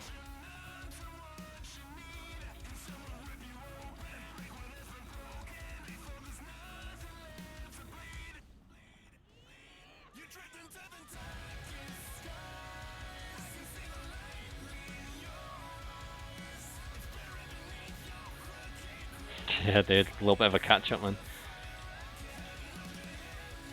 I wanted to keep videos as short and to the point as I could while not getting punished by YouTube. So they are as short and to the point as I can make them without droning on too much. CC durations. Whew. I tend to play on Med 1, Valencia 1 on EU. And you've got better gear than me. About 50 gear score, so. The one thing about having this level of gear is it forces you to play better. I've got some footage of me fighting people with 3 DP and winning. Now, if you've ever fought in crafting clothes, you'll know just how hard it is to do anything, because if you make a mistake, you die. But I've got some footage that I'm going to be putting out a video with at some point, and it was me purely fighting people with no DP, so I could learn how to better use iframes on the Xbox and to push myself to play properly. But I do stupid stuff like that all the time. When I was learning to play Arms Warrior in Warcraft, I used to duel people with a pickaxe, just so that the fights would take longer and I could learn how to counter classes properly. Practice is definitely key. Find a really good striker and just duel them. Just duel and practice. I mean, there's a couple of people in Alpha that will be more than happy to go to an arena and duel for a while. Just don't be afraid to reach out and ask people. Especially people who are really good at the classes. Like, I have no issues fighting people and coming to an arena and spending an hour dueling people if they ask. Providing that I've not got anything else that I need to be doing. It doesn't bother me in the slightest. And there's a good couple of people in the guild with exactly the same mindset that just want to PvP in practice and are happy to do so.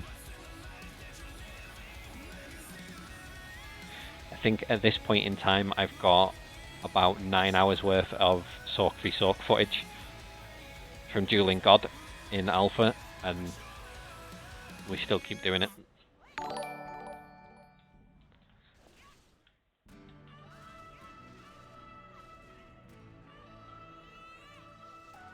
Cheers for following, guys. Much appreciated.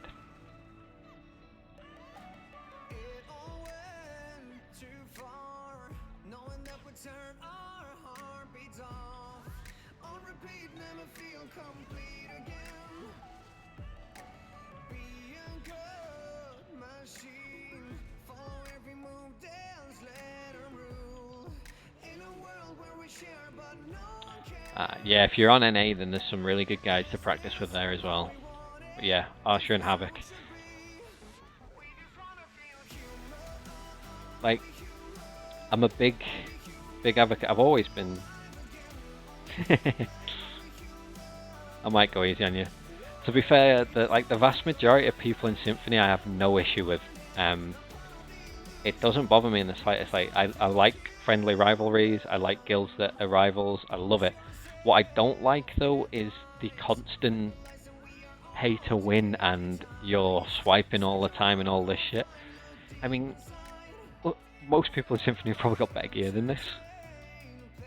If there was pay to win going, I'd have 10 accessories going on. I would not be sat with a Sula set. So it's just the handful, and Alpha are just as bad. There's a handful of people in Alpha that are just as bad that rise into it. And there's a couple of people on the server in different guilds that are just toxic as hell.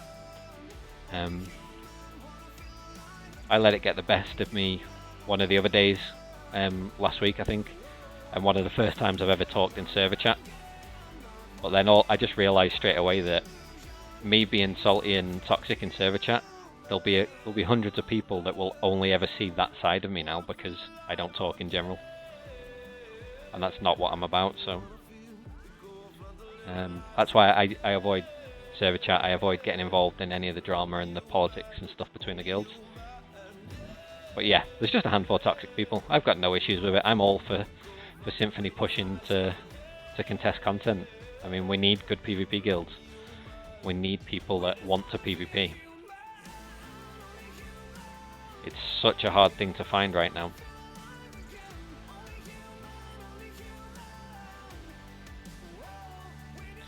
But yeah, it's the same in every game. There's a minority that ruin it for everybody.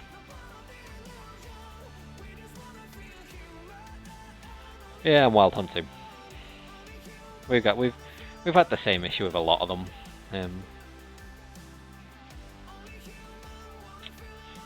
I'm running Jubrate at the moment is because I can. The evasion's not high enough at the minute to cause an issue. However, I do have a Hellrick sat there as well. And in PvE, when you're grinding, you can just get away with it. In PvP, if I find that I'm running into any issues, then I'll drop back to the Hellrick and run that instead. One thing I would say is there's no point in going past Pry on Hellrick. Really, there's no point in going to like Duo and Try really on it. If you look at the stat benefits you get from upgrading it, it's just trash.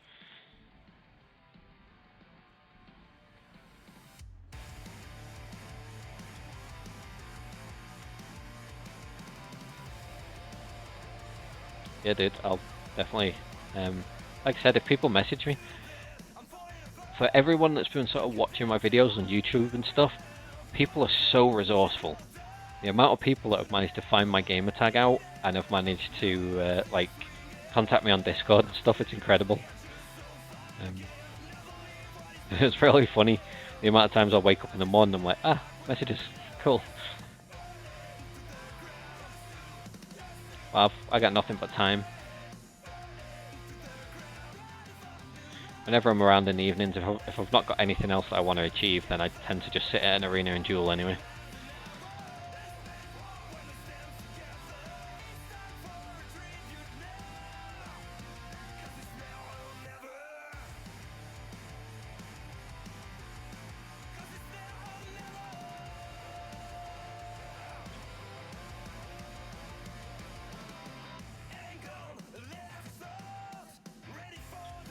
Yeah, Hellrick's just, it's a pain in the ass. I'm still trying to work out where we sit with what our accuracy requirements are going to be. Just because the game's going to be sped up so fast, like I'm not sure where we're going to sit, what we're going to need. I'm hoping that we can completely bypass the need for red corals. Because of the way that AP and Renown stacking, or the Renown brackets work, once you get to around 240 AP, you only need about 250 to 300 accuracy, which you can get without red corals, and you can get without Hellrick, I think. I did a comparison. So it's, I'm trying to gauge where the accuracy needs to be, and I haven't run into too many issues just yet.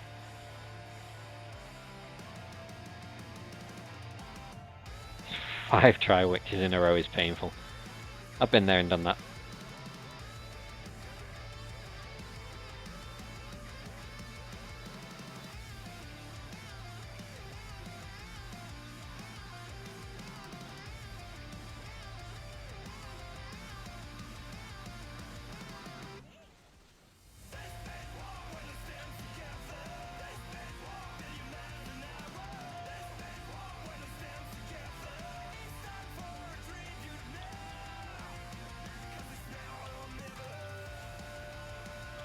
If you want tips on Musa as well, there's a couple of people in Alpha that are much better than me at Musa.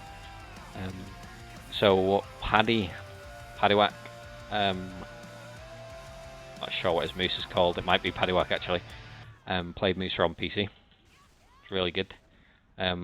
Legs as well, so Ellie Legs is good, Jones is good, although I'm not sure if they're the same people to be fair.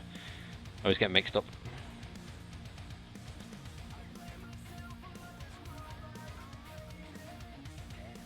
Yeah, Incapacitate's good. Incapacitate knows how to play.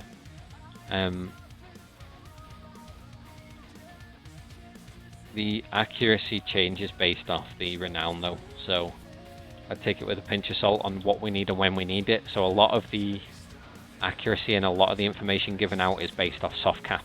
and we're not at soft cap, and we're not going to be at soft cap, or the PC soft cap for a while. So it's quite hard to gauge depending on what items we get, what content we get, and where people's gear is at.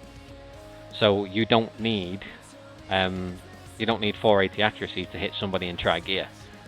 You start to need more accuracy when they get to Tet. You start to need a hell of a lot more when they get to Pen because of the extra evasion and the boss gear. And on PC, a lot more people are running around with Muskins and Ergens shoes. They have a lot more evasion from items or crystals. So the stats are a little bit warped, and it's a case of taking things with a pinch of salt and not really just taking everything as gospel that PC say, because it doesn't necessarily translate the same. There's a lot of a learning curve to this to yourself. But yeah, for the most part, you're going to want a Hellrix anyway at some point.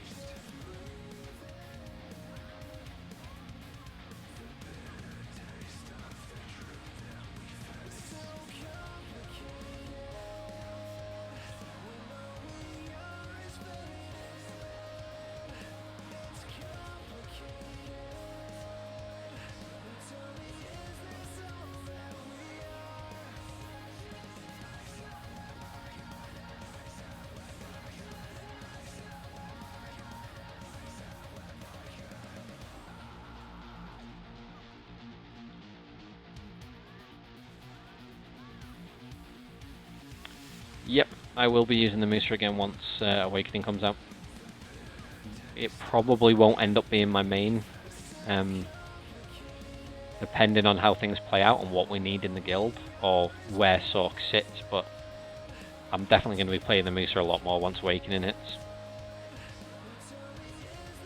Mooser makes for some really entertaining content.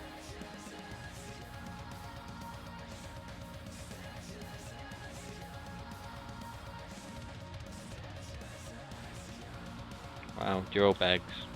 Not jealous at all.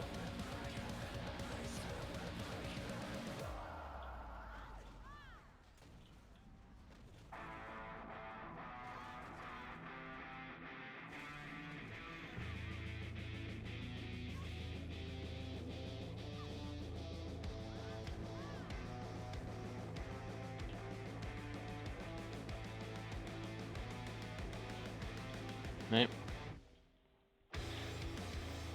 Back momentarily.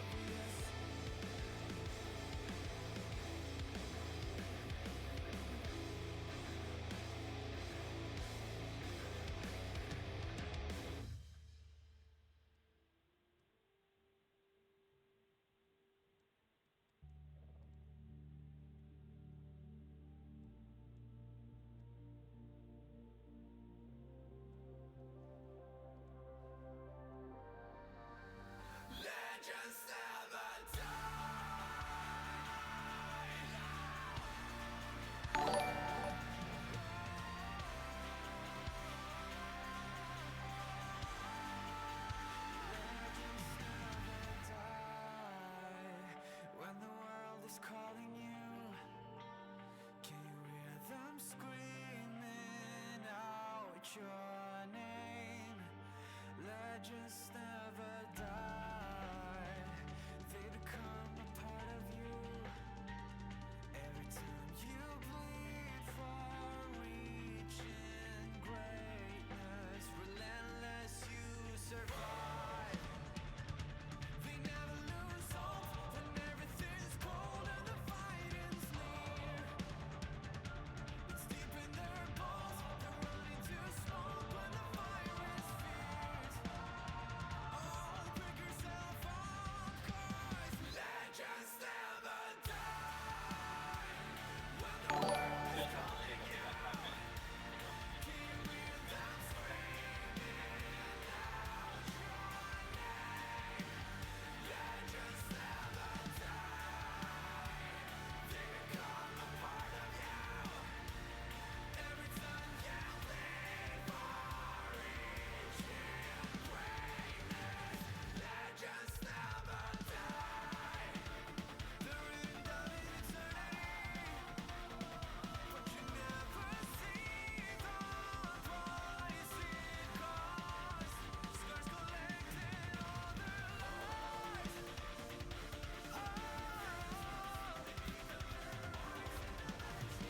Oh, before it all starts, they suffer through just a touch and try. Legends never die. When the world is calling you, can you hear them screaming out your name? Legends never die. They become a part of you. Every time you leave for reaching greatness, legends never die. When the world is screaming out your name,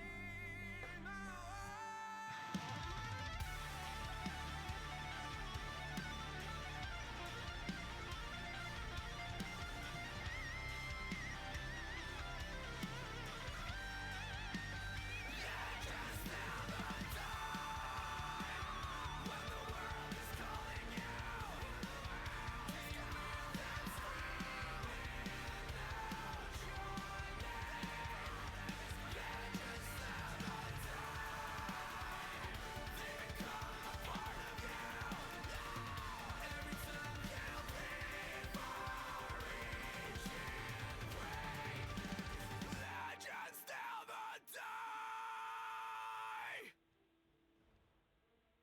You can have it if you want it. Have it if you want it. Over my dead body.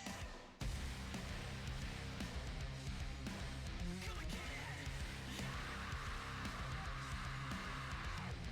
Back in dusties under attack. The violent blood plunder ducks are back on track. Red juggernauts with our backs against the wall. Showbiz, our bitch been taken by storm. Going through hell like we call it home. Selling ourselves just to save our souls. Every time man's wants to take this road.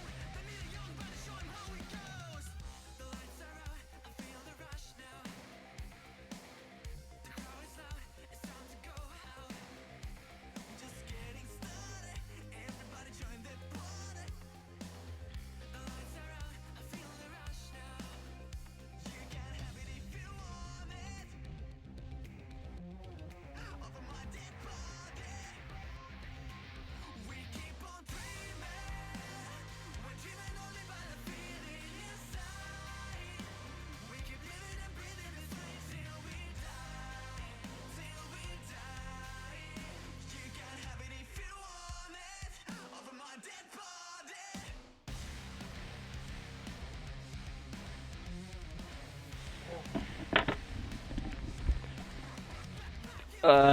More tier 1 pets rather than higher tier pets every time. New patch today brought absolutely nothing. Changed the EU's archetypes and some Pearl Shop items. We keep on dreaming. We're dreaming only by the feeling inside. We keep living and breathing this way till we die. Till we die. You can have it if you want it. Sork long term Definitely a viable class. Sork is one of the best endgame grind classes. Handles endgame grinding really, really well, and is solid in PvP. Really good in PvP. Fuck. Wait.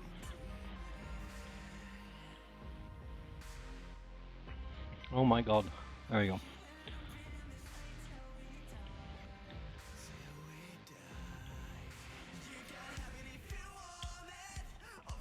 Good luck to everybody in Nose Wars today.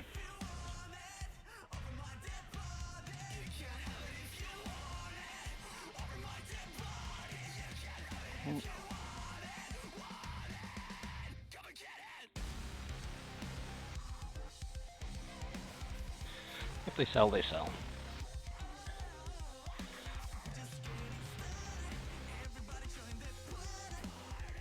There we go.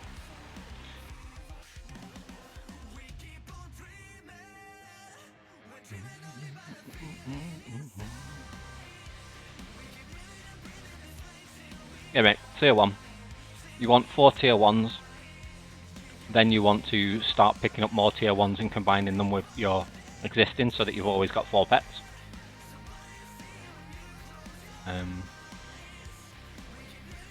There are some stuff on the Pearl Shop if you're willing to spend money that are relatively good. So the Choppy Pack is really good value. Really good value, but RNG could screw you as well and you could end up with a tier 2. Wrong thing. So I ended up with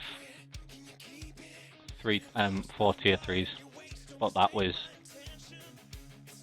It took me all of my Ultimate Bundle pets,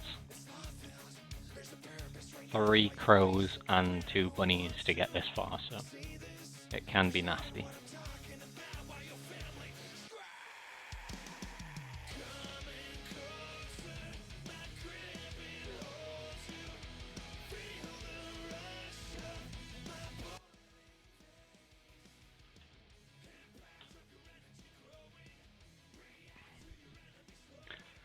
I can get bored of this now, but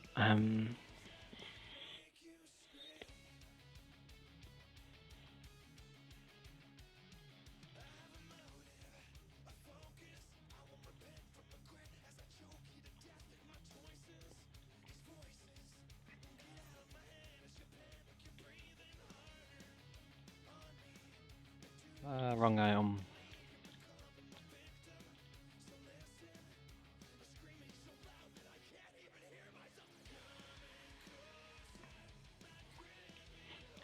Practice, Viper. Practice, practice, practice. Find people that want to duel. That's one of the biggest things. Learn and understand the combo mechanics or the CC chain mechanics and what you can and can't do. Once you've got a grasp on the CC, you'll understand what your class's different combos are and how you can use them. Once you get a hold of that, PvP becomes infinitely easier. And then you just need to practice your combos until they become almost muscle memory for you. You'll get a feel for PvP. So whenever I'm dueling, if you've seen any of my PvP videos or you've seen me fighting on stream, whenever I fight anybody, I can tell you pretty much if they're going to die or if I'm going to die based off what point in a combo I am and what skill they've just used. Because fights can be decided really quickly based off how well you manage to pull off a combo or if you manage to make a mistake in it. But yeah, fight every class. Learn what classes you're strong against and make sure you never lose against them. And classes you're weak against, put in extra time.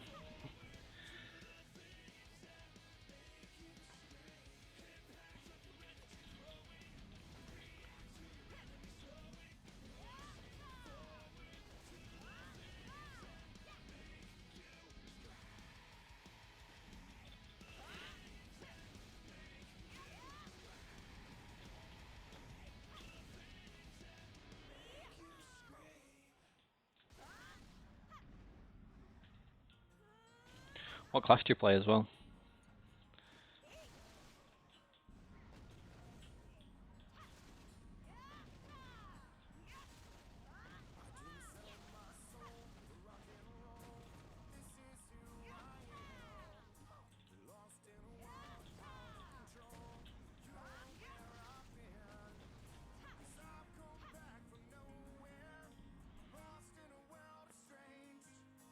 Uriah if Rosar's not in the game yet. If you want to invest in Zarka, by all means get it as quickly as you can. Depending on what guild you're in and what you're trying to achieve in game, Laverto's an option, but for the vast majority of people it's an expense that they don't necessarily need to spend money on, just because of the fact that it is costly to enhance. Also, with how close we are to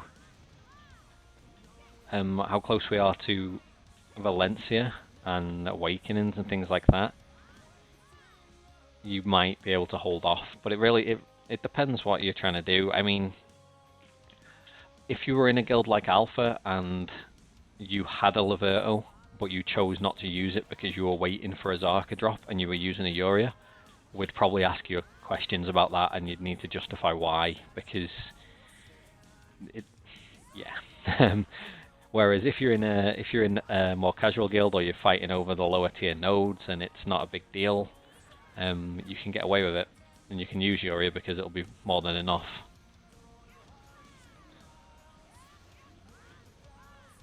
Also comes down to if you're going to make use of the extra crystal sockets. I mean, there is no point in having an extra crystal socket in your weapon if you're going to put a cheap ass crystal in it.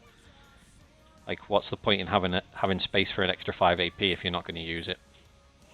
So they're all things that you need to factor into it. It's not just a case of what should you use, because what you should use is a Zarka or a Laverto if you can afford it. That's what you should use. But what you are going to use is ultimately down to you. And we'll continue to meme Laverto as a trap until it dies out. Or until it becomes a trap, once we get Valencia and more Zarkas are available. At which point I'm going to have to redo my video.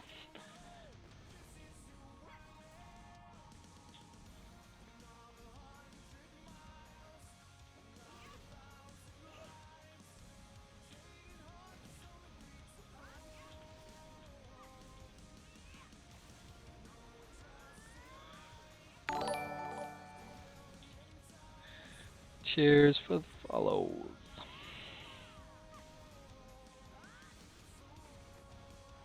I'm actually getting really close now to my goal.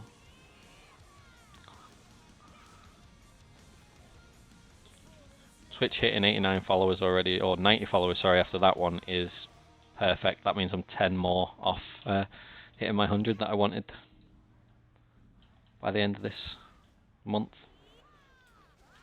And we just hit 2,500 subs on YouTube as well, which is huge.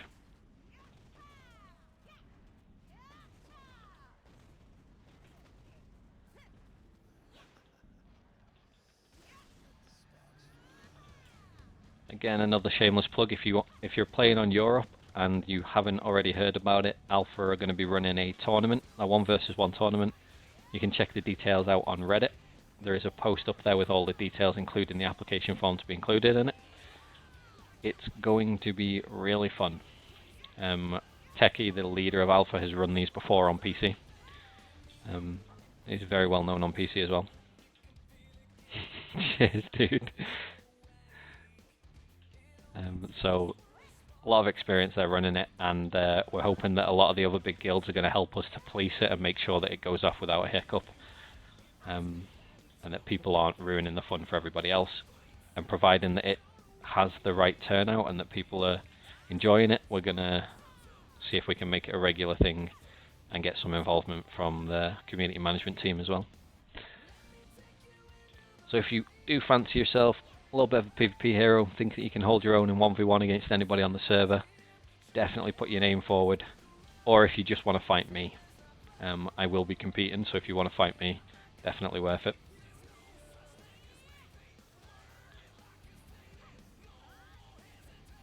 If one of my subs actually manages to compete and fight and knocks me out of the tournament, I'll even do you a video.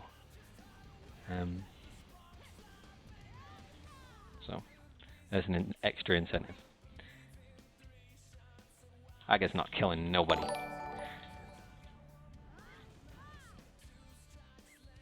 DK's in a really good state. DK's surprisingly really good at the minute.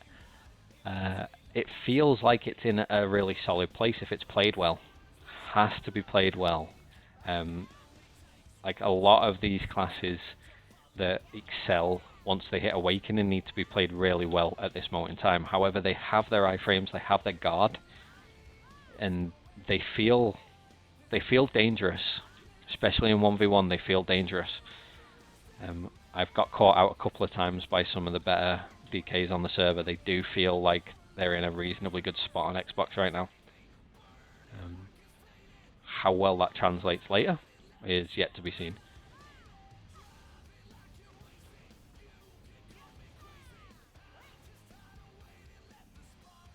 And yeah, Aga's going to turn up with full boss gear, I just know it. He's going to turn up with full boss gear and he's going to trample all over us.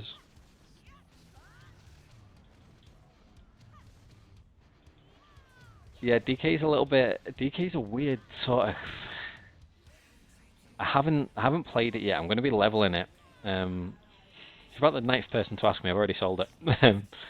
I'm going to level a DK and have a look at it, but for me it feels like it plays similar to Sork, just without the flexibility of Sork, so I don't think I'm going to enjoy it in the slightest. But I need to level it anyway. That Zarka sold at max price. It was about 420, 430 million, and it sold the second I pressed the list button. It was ridiculous.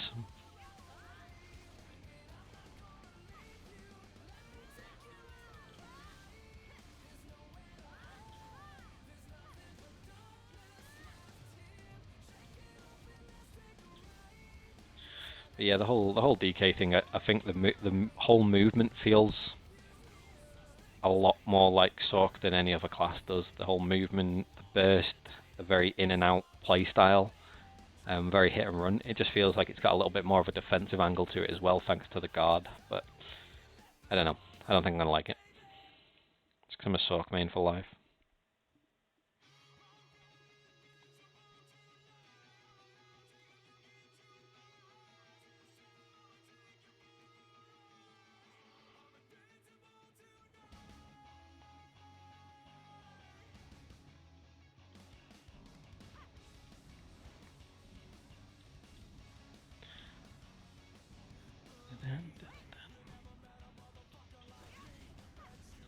This level is taking forever.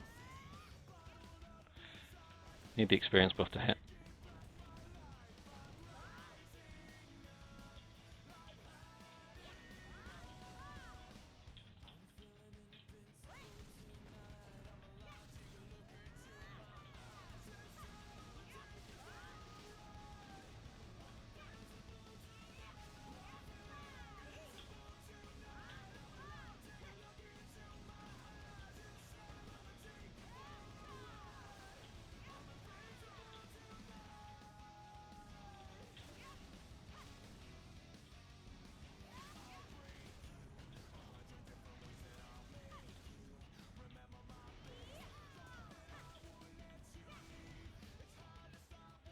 I think Valencia being next update is a pretty solid yes.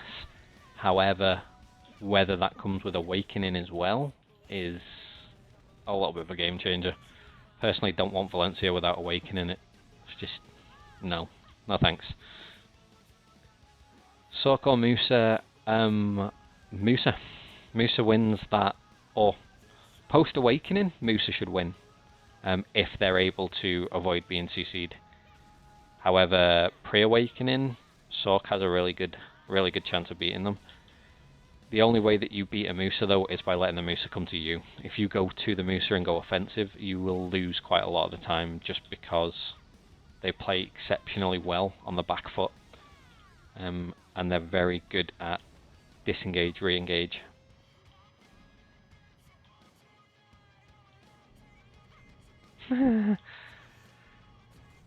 Everything Sork has, with the addition of a grab, beg to differ on that one. I will do. By all means, I'll duel you. It's not a problem. Yeah, saying Lan's got everything that, or Lana, however you want to pronounce it, has got everything that Sork has plus a grab. Nah, I don't know. I don't buy it. I don't think it does, but we'll see how long it takes for Incapacitate to decide to give up on that one.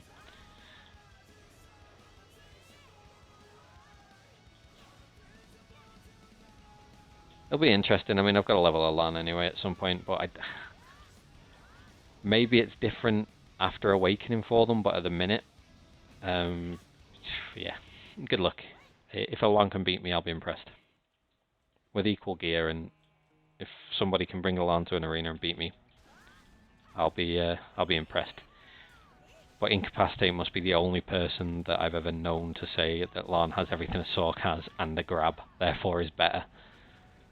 If Sork had a grab, that would be impressive. And yeah, LAN is Techie's most hated class.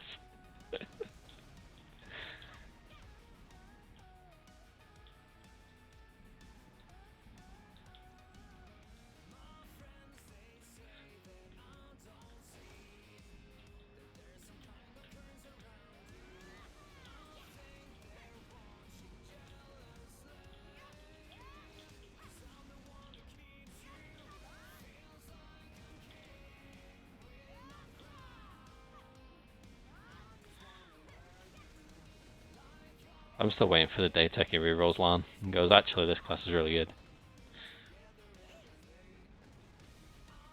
It does become a really solid dueling class after Awakening, I'm not going to lie about that.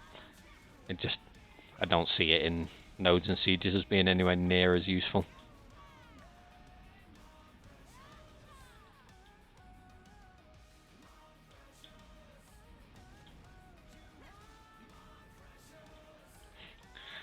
Dude, I'll take 500 quid for getting Techie to reroll LAN. I'll just pay him 300 to do it.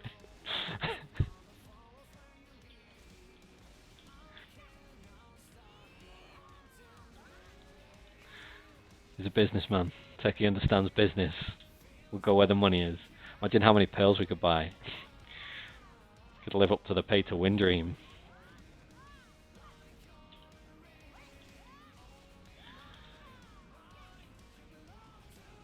So if I buy any more pearls, I'm pretty sure that girlfriend's going to kill me.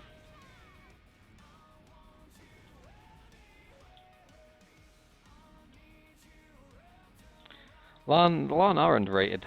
The problem is that they really don't have that much of a place in mass PvP, and that's the deal. The deal breaker is whether or not they're going to be viable in mass PvP. I mean, if you're not in a siege guild and you're just doing nodes and you're doing small scale PvP, then knock yourself out. Have fun with it. LAN's going to be a really good class.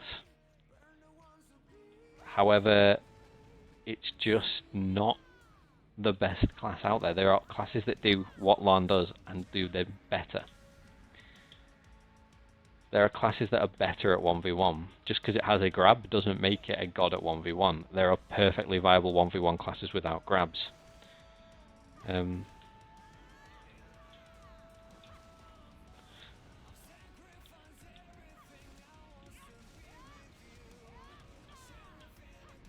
I reckon Incapacitate will end up back playing Sork.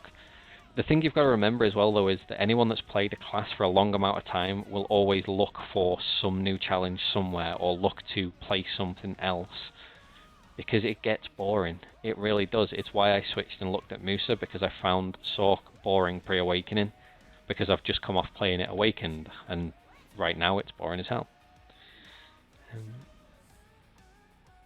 Well, that's it, yeah.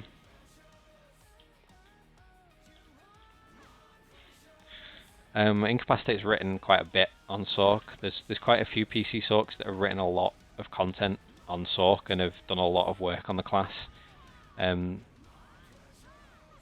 If you can find translated stuff from Roland as well, Roland is a god when it comes to Sork. But if you go and watch some of his early Sork content and some of the stuff he was doing, it's quite funny to watch.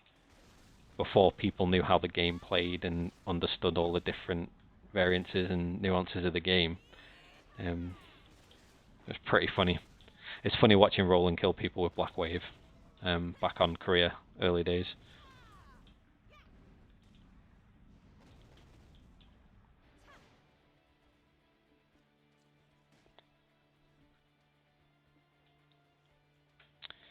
Pearl so far, probably only about I want to say about 11,000.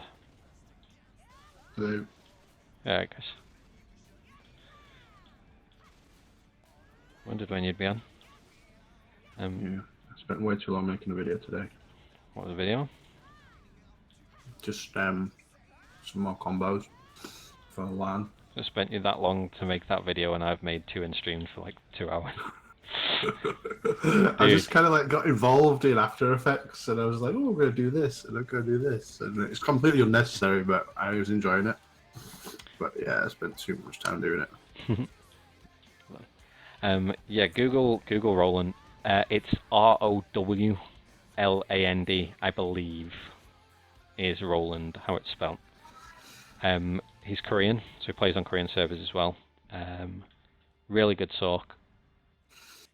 Definitely worth checking him out. He did a lot of combo videos, a lot of information on Awakened Sork and Animation Cancelled. He was one of the first Sorks to come out with a lot of the cancels and stuff as well, so he's a good player. I was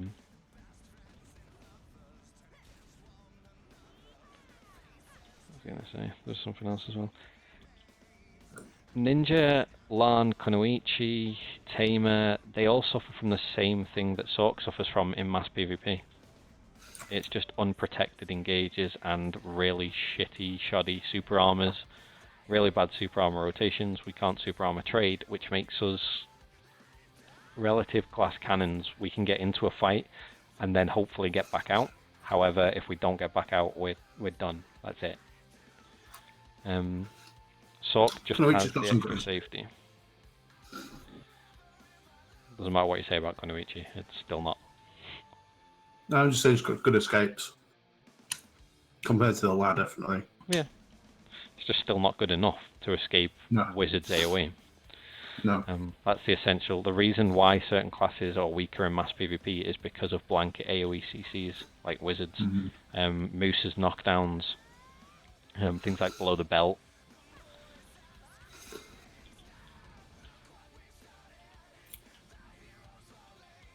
Warrior's a decent class, yeah.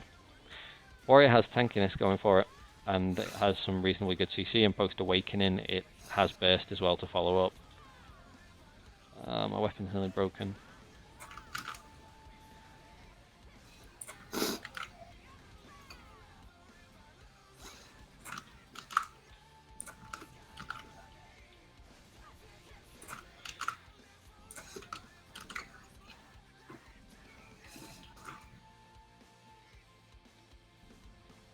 And no, 11k pearls isn't a lot.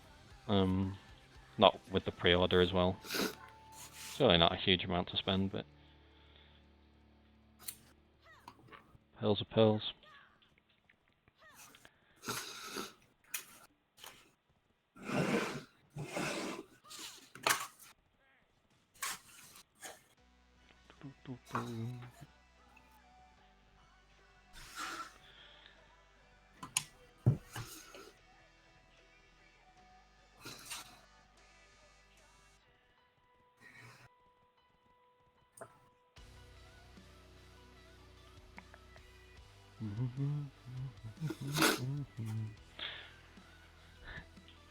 Eight followers to go. 8 to go.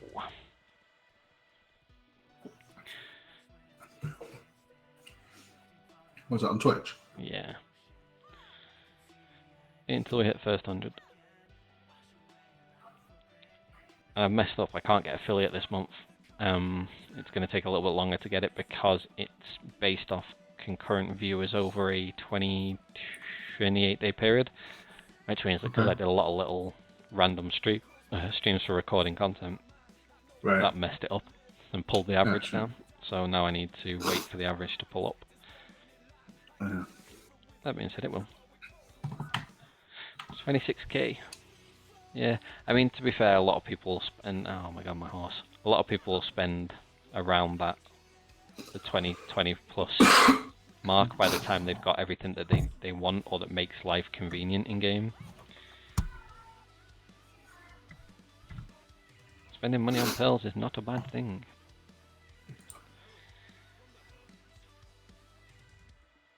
Unless you have somebody that will castrate you if you keep spending money that you need.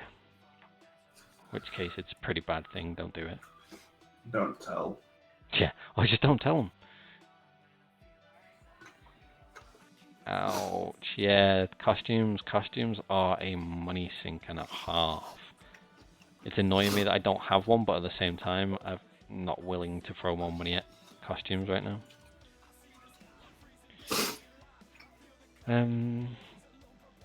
This is where it gets boring.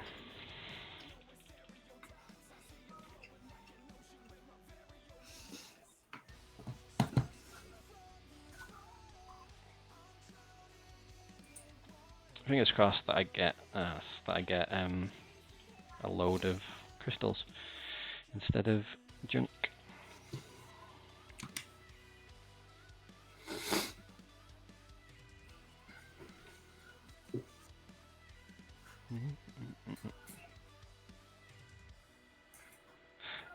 Ghillie suit. I need to. I need to. I don't need to, but I want to, should I say.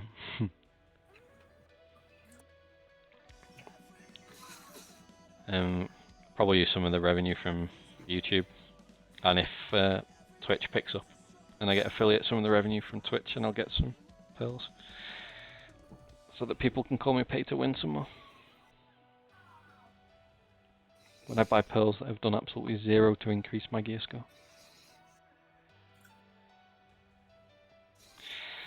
It is, it's like having a big target painted on your back. If you're from Alpha at the minute, people just, I don't know, just changes their attitude.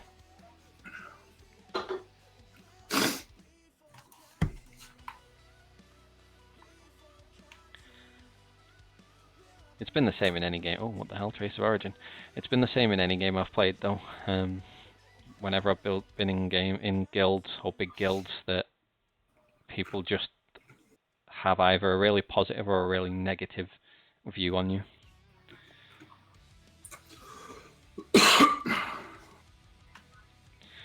I don't stream every day, Viper. I stream as much as I can now. I'm going to be streaming anytime that I'm playing. However, unfortunately, I don't have a whole lot of time to stream and play. Which sucks. Because I want to play every day. All day. I don't want to get paid to play all day, every day. So if there's anybody rich that wants to sponsor me to play BDO all day, by all means.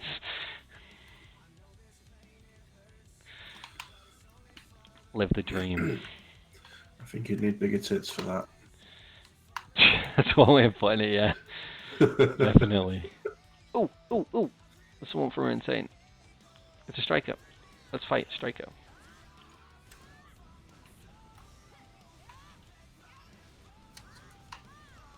Pretty sure it was AFK.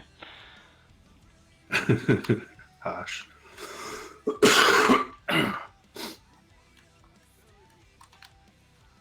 Ouch, yeah, broken hand will definitely do that.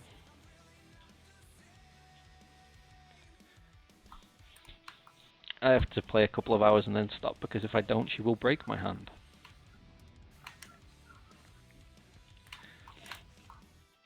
Having a pregnant woman in the house is like living next to a nuclear power plant. It's just not safe.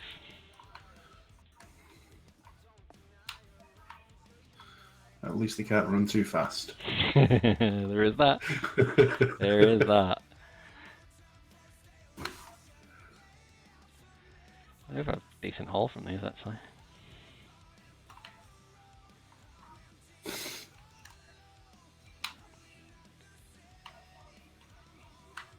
$5 and $7. Nearly a million from the trash crate that I'd normally just drop or sell to a vendor.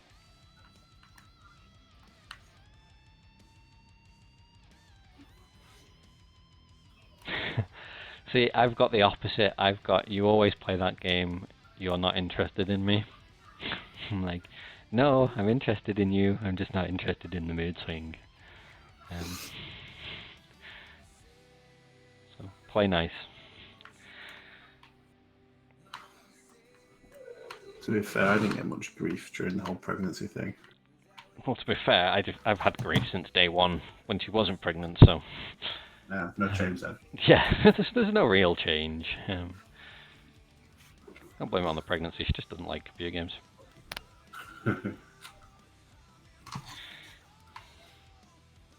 Ah, Dimtree spawned and I'm not there. Awesome. So that's made a hell of a lot more money from those than I would have done if I'd have just sold them to a vendor. Magic, that. Magic.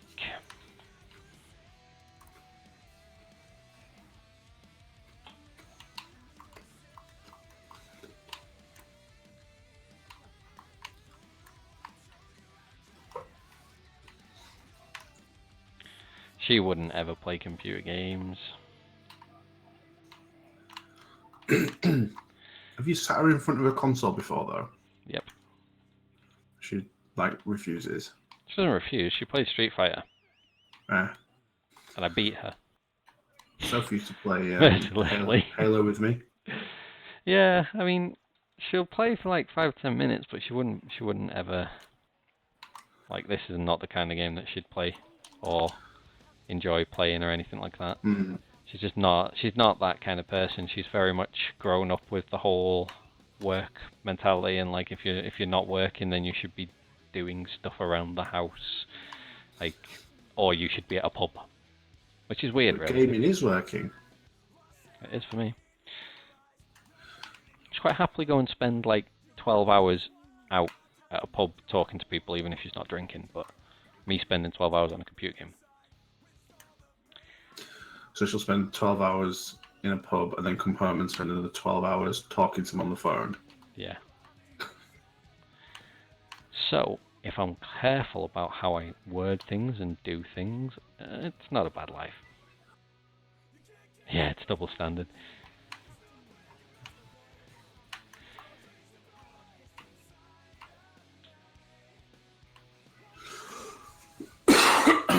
I've told her anyway that if she lets me play computer games and I continue to make content and I continue to get reasonable revenue from it, it will pay for our holiday in January. So now she doesn't have as much of a leg to stand on. Because I've also told her that if she doesn't want to go, I'll go on my own. And to be fair, if she doesn't come, I'm going in business class. And I'm recording it every step of the way.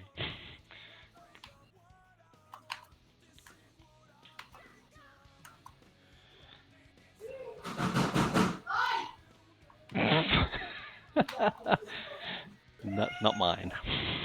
No, that was mine. I'm just going to close that door there. Don't care what's happening. Not going to find out. It's not worth the effort. Yeah, we'll go main spot for a bit instead, since apparently there's no one here today. You can have that spot if you want. Samsung's again. Yep. 76% through, and to be fair, I'm probably not going to hit the level tonight, because we've got guild bosses and shit to do. But I'm almost back, well, I am back over 200 million now, including pre-orders, so I think. Oh no, I'm not, I'm over 150. Just gonna steal this guy's grind spot casually.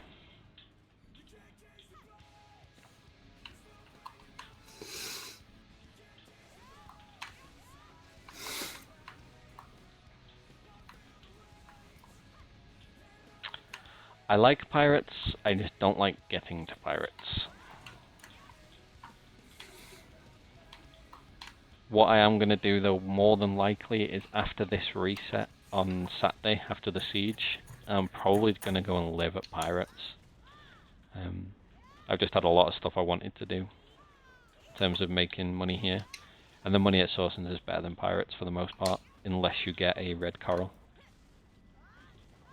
Well, like anything, it all depends on drops. I ain't connecting the nodes. Screw that. Way too much effort. To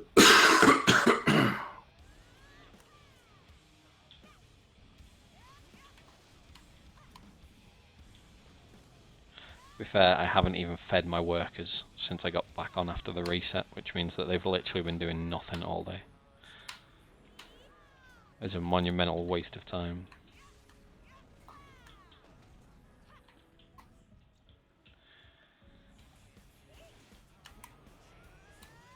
the one thing I hate about main spot is that there's too many mobs, so I end up leaving so much loot behind. But it's better experience.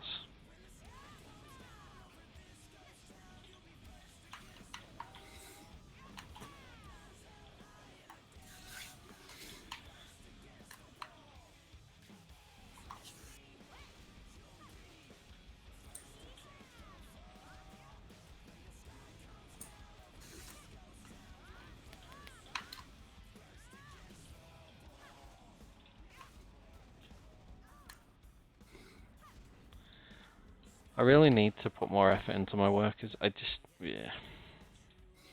It's hard to find the motivation because the money is just not great right now. But I know that if I don't do it now, then I'll miss out when it does become great, so. I'm just a creature of instant gratification. If somebody tells me this will be good in future, I won't do it.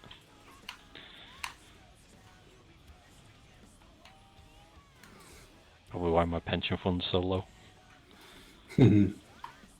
Hey, how about you don't have this money now, but in another 30 years, you'll have the same amount of money. Yeah, I had that same issue as well for 10 years. Kind of regret it now. Yeah, I regret it. I'm sort of glad that they're forcing us to put money in pension now. Yeah, I wouldn't be doing it otherwise. No, same. You should save for retirement. Yeah, but I kind of need pearls, and I'm like one pet off a tier 4. I'll deal with my retirement when I can't move and I'm shitting myself. So, yeah. I mean, to be fair, our generation ain't retiring until we're like, what, 68? Fuck that, I'm going to be dead from a heart attack before then. I never thought I'd live to see 30, so I'm impressed with myself. Or disappointed. I'm not quite sure which one yet. Either I haven't done enough to get close to death, or I'm just really good at surviving.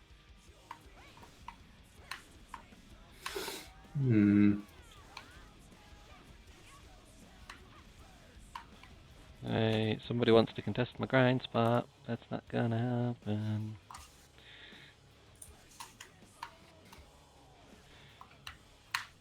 Although I am really, really weighed down, so it might happen.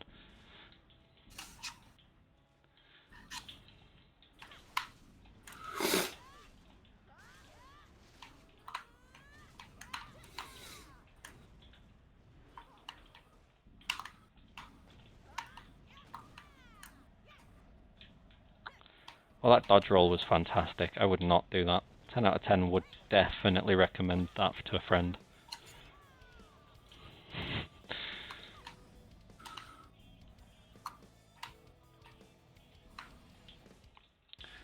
My plan is to be rich and retire within the next 10 years. However, just like every other plan I have in life, it's very unrealistic. Yeah.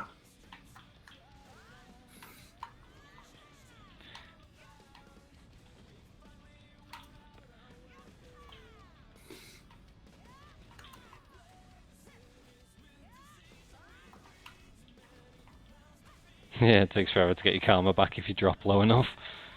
But it's the principle. The principle of the matter. You don't do things with principles, that's just a waste of time. Here, and I'm stronger. You the grind spot this is gold. my grind spot. Deal with it.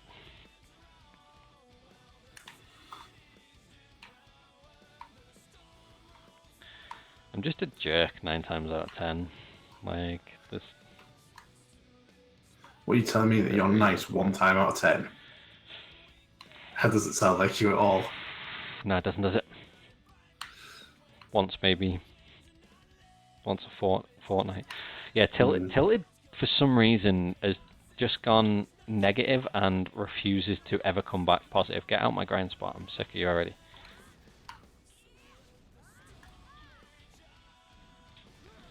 Yeah, Zerka fun. Oh look, a Zerka that heals, why am I not surprised?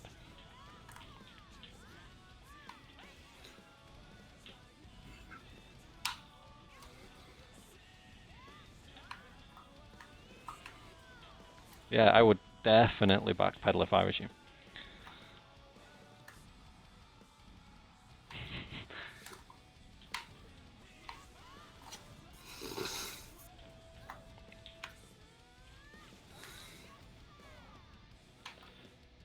Well, I'm down to 140k karma, so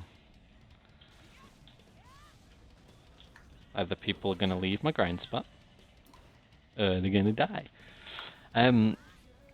Yeah, I don't like Tilted. Tilted is my least favourite person.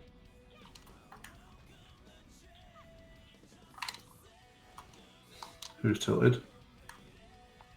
Oh my god, there's like... Oh, it's Netherrealm. Are we at war with Netherrealm? No. Ah, it's Two Fairy as well. Two Fairy likes to think that's good. This could be interesting. Flag on me. It dares you.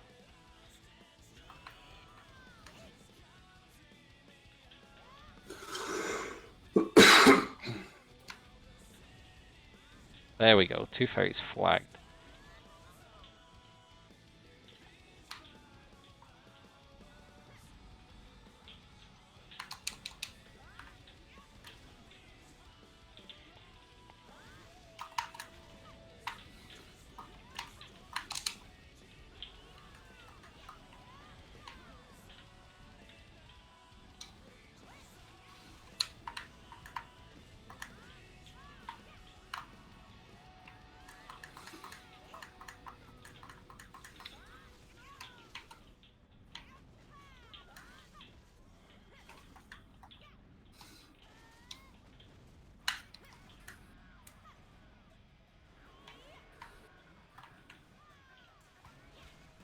I'm not sure where Two Fairy just went, but...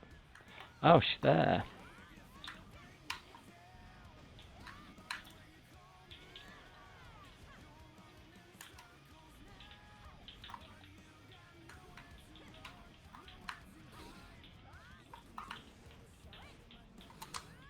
Hold this for a second.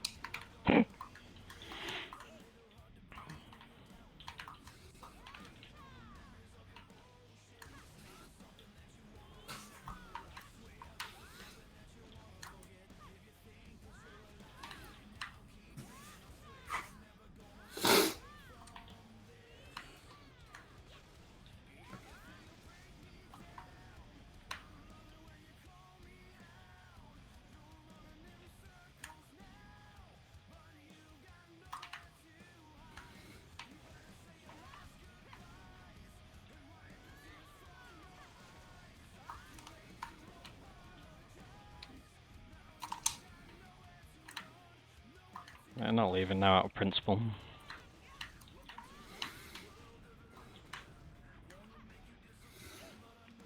Just gonna keep grinding here and hope that they flag on me relentlessly.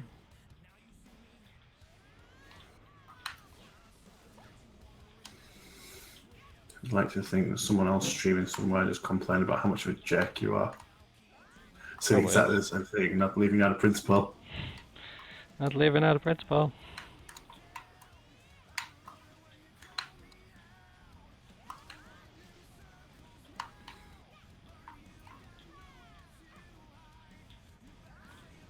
Oh god, I think I need some food soon.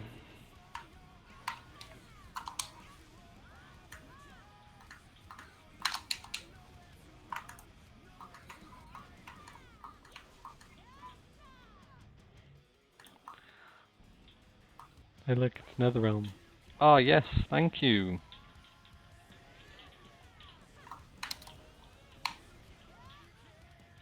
Oh, we're not having that. We're not being 100%ed.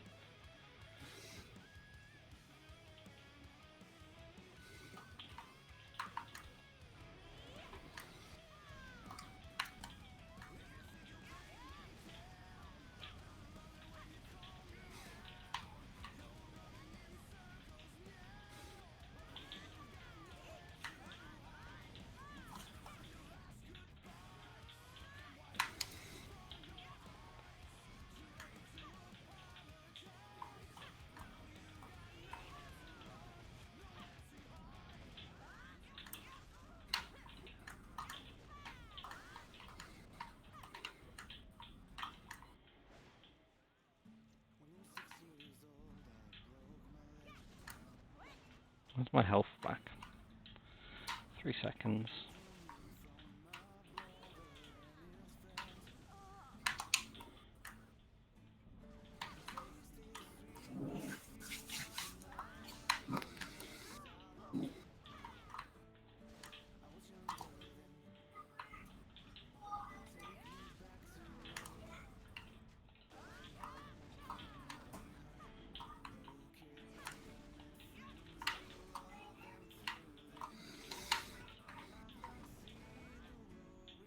I wish the Zerker would get out of the way, because all he's doing is fucking stopping my combos every time I land anything.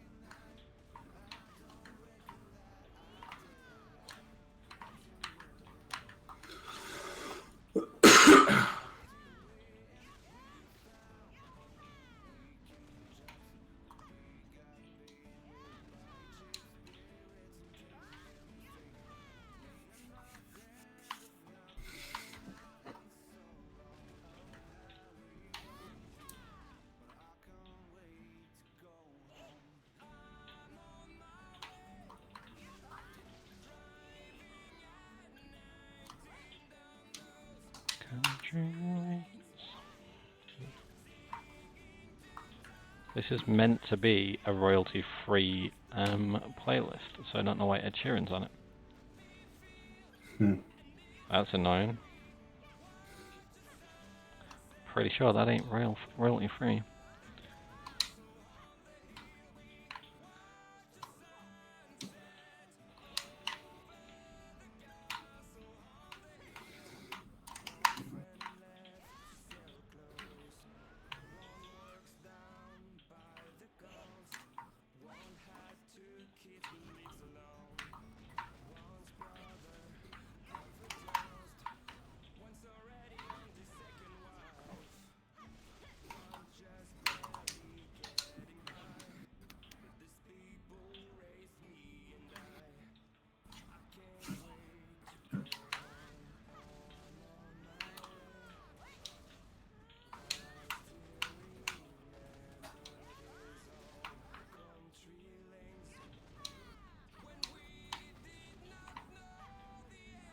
I love how Two Fairies actually messaging me.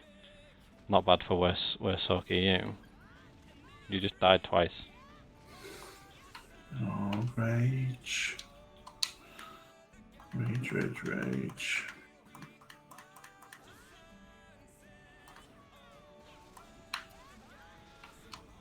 It's the kind of shit I get all the time with people. I did call him the worst Soki you, to be fair. That was because he node camped me with like 2 other people and wouldn't move or let me get potions so I could actually fight them. When was this? Last week sometime. Okay.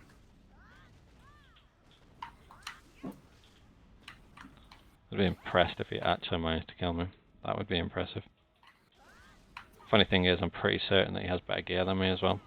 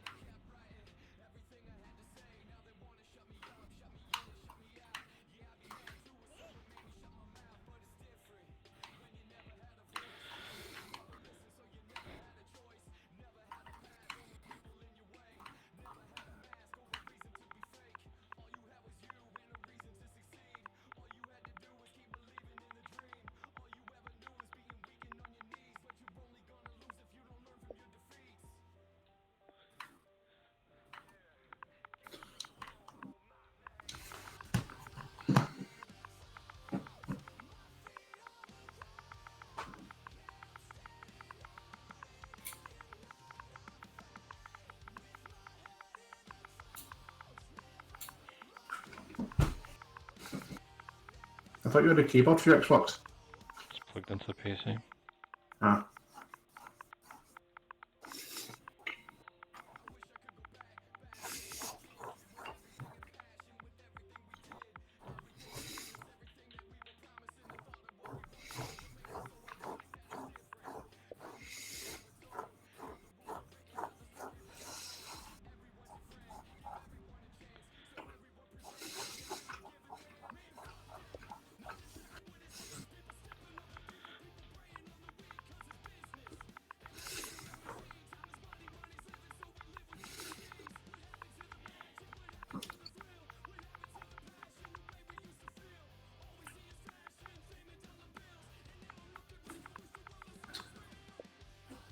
This is the slowest argument in the world. It's not an argument. Literally saying I've got no issue with the guy when he's not no camping me. Like,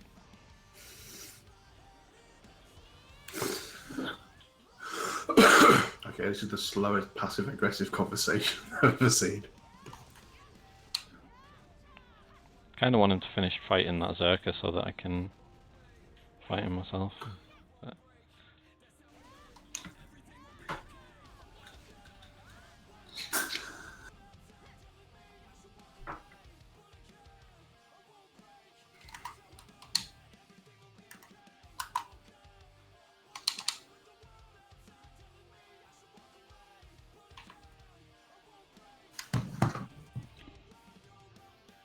funny thing is that this Zerka that he's fighting that is struggling to beat is the one that I literally destroyed.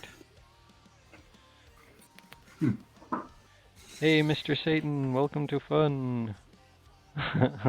APDP recommendation for Sorsons. I'd probably say Sorsons 160, 70-ish AP wise. The problem with my PC at the minute is the way I've got it set up is I'm having to stream my computer screen to get the app to pick up, which is what I'm streaming the game to. I'm going to have a look at sorting it out over the weekend when I've got more time so that I can actually have chat up on there. So, do you mind, dude? I'm making you or watching you fight somebody else. Did he kill him?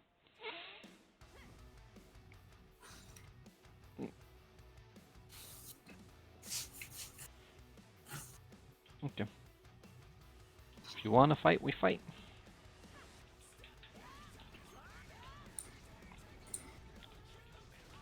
See you later.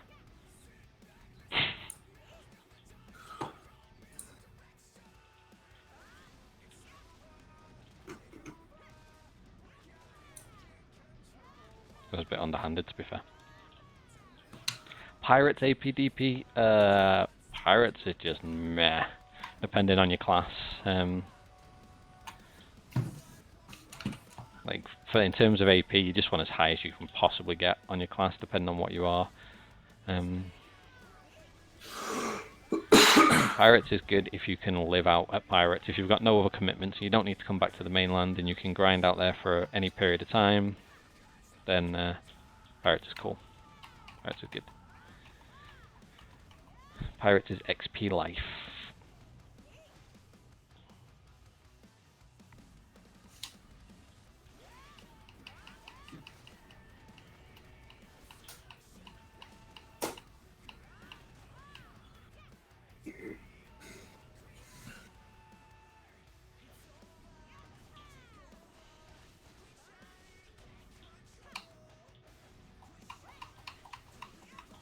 Literally, I'm not even grinding anymore, I'm just waiting. Waiting for the fun to begin.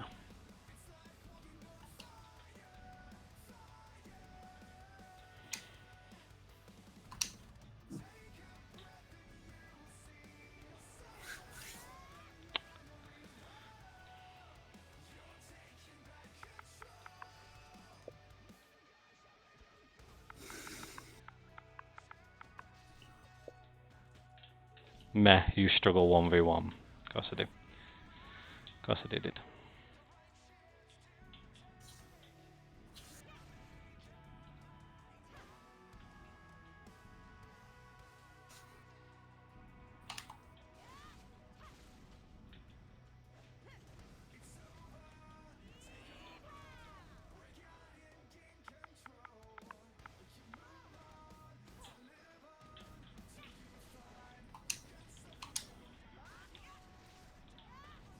Yeah, Zerk is decent there.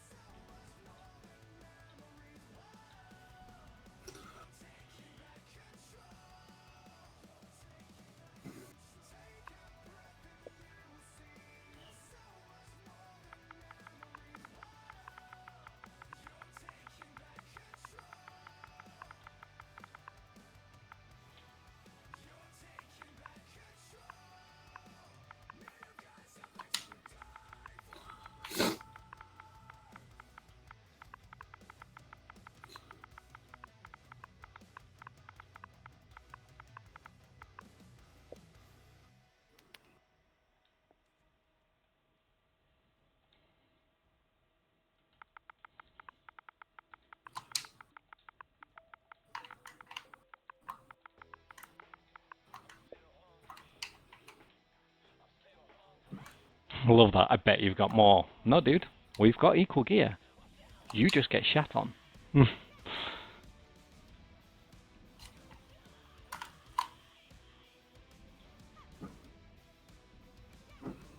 Just told you. 181225.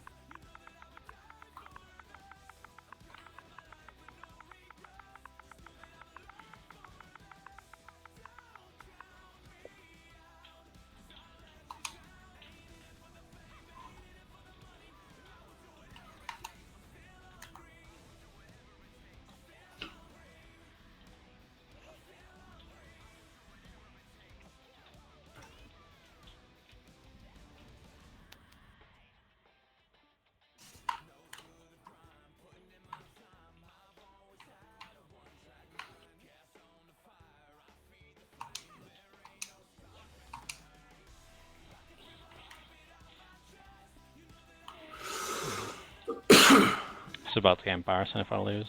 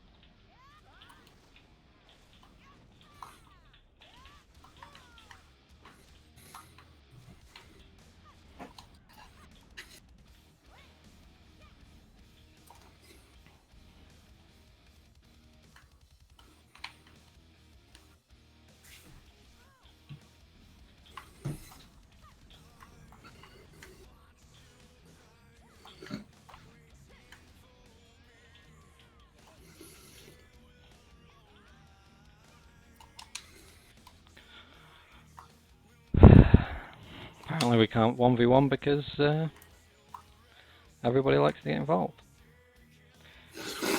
59, grind pirates. Grind pirates to 59.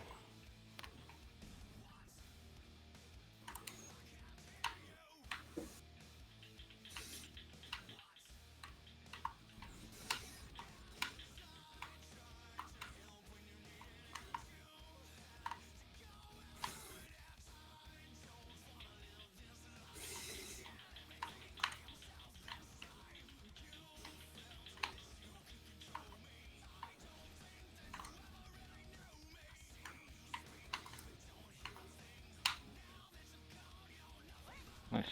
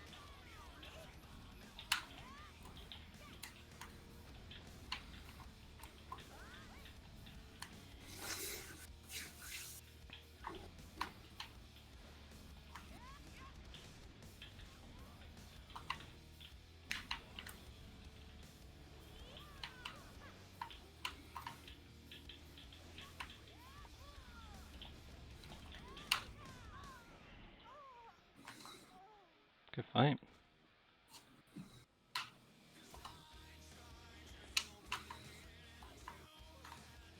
No, I'm good, dude. I've been trying to get this fight with Tooth Fairy because like people are all over the place, and then like short of going to arena, it's just fucking ball league. I screwed up and got stunned from range.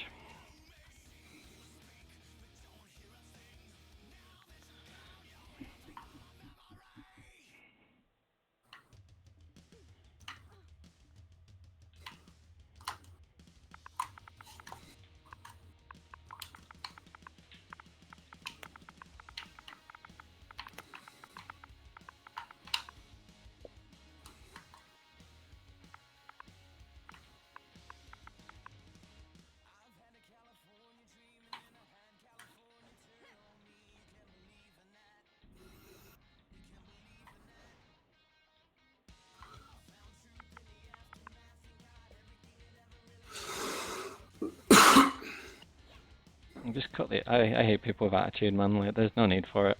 Like, I said no salt, and the first thing I get is worse Sorky you. Like, you've beat me once, dude. Once. You've beat me once. Like, I wouldn't mind, but the attitude is just horrific. I just killed you 3 times, you beat me once, and you're one to be salty and have an attitude. Like, what the hell is wrong with people?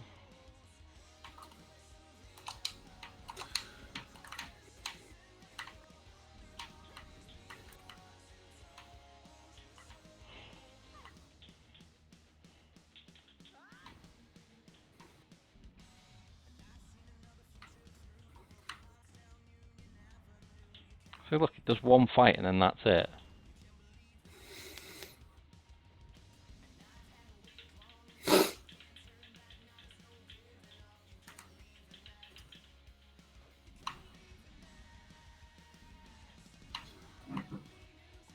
Like, what the hell is wrong with these people, man?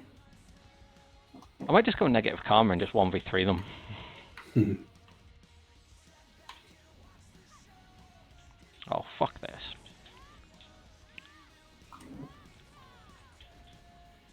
Yeah, I thought you'd run away.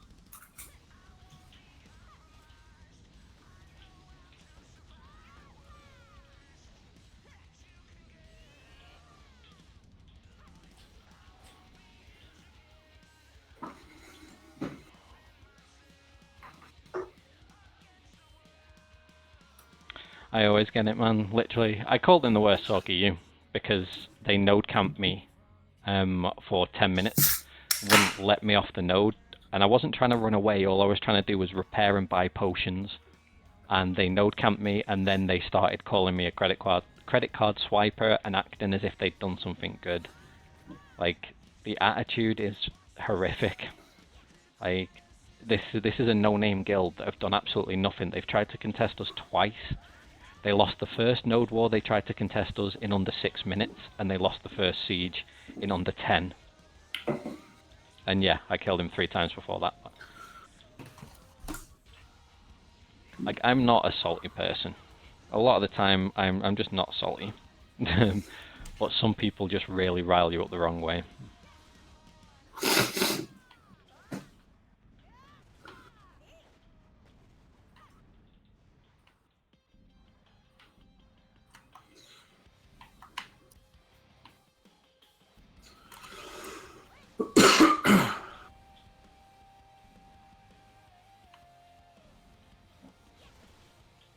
And soldiers is pretty good.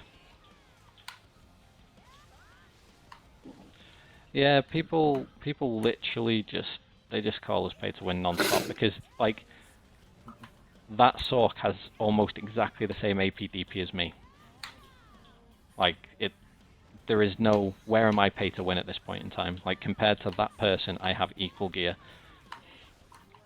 Now that's the one and only time when I haven't been camped at a node that 2 fairies managed to beat me. The one and only time in 6 weeks. And I fought 2 fairy a lot of times. So it cracks me up, like, how salty somebody can get over the fact that they think that they're better than they actually are.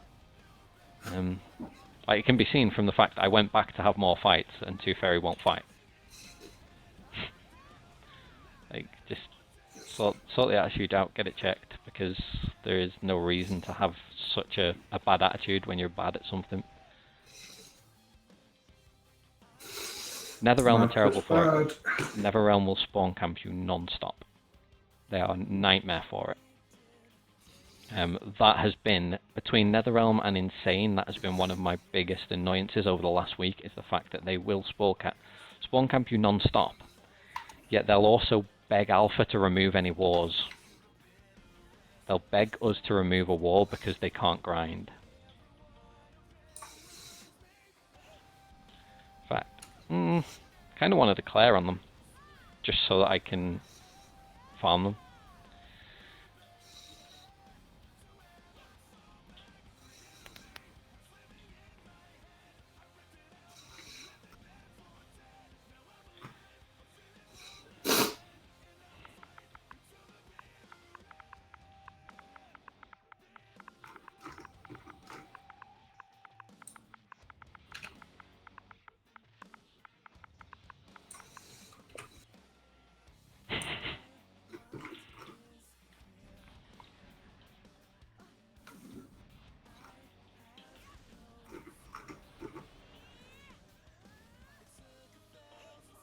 Ooh. I think that's the first time I've asked for a war declaration in a long time, if at all.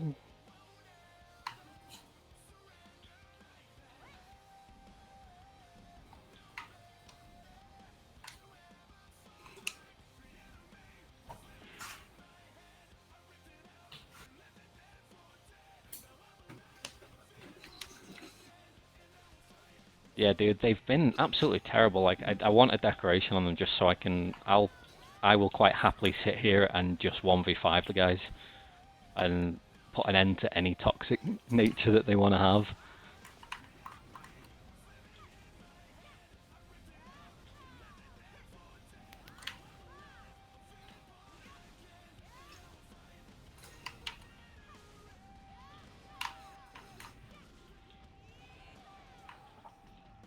Like, it annoys me because I said, like, literally, we'll 1v1 with no salt, and then the instant reply the second I die is worst Sork EU, which is what I called him. Like, there was meant to be no salt.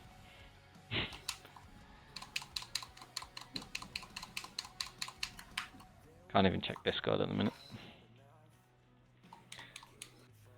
Want to declare myself.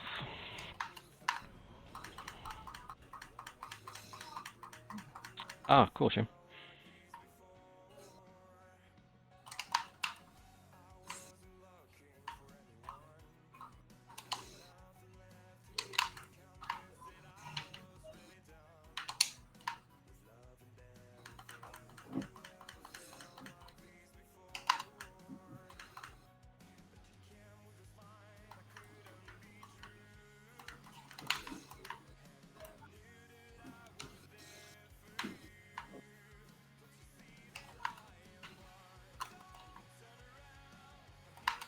Right.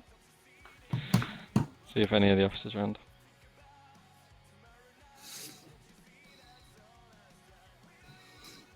Cheers, dude. Well, hopefully we'll get a deck, and we'll be able to go.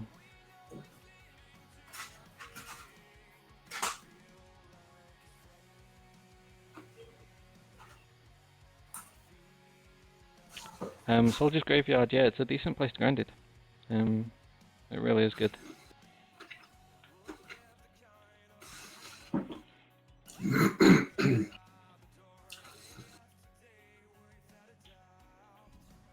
Give me a declaration.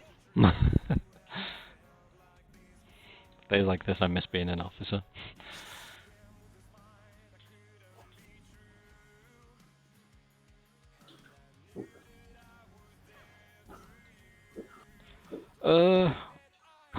Depends if you need the money, dude. If you don't need the money, then no. Probably not. What time are we on? Oh, we got an hour, haven't we, until... Jesus Christ, it's that time already.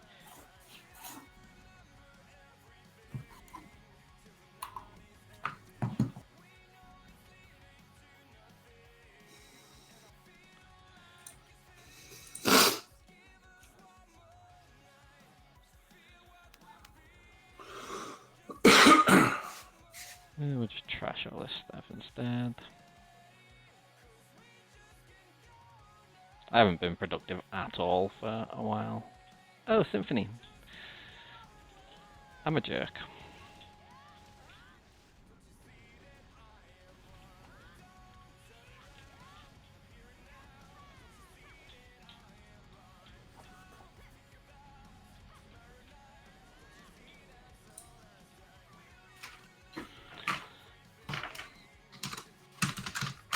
I don't grind in groups. Groups are good at certain spots like pirates.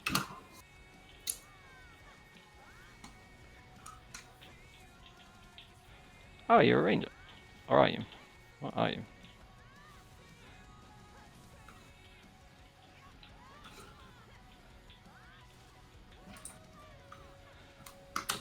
Whatever you are, you've just feed away. Cool.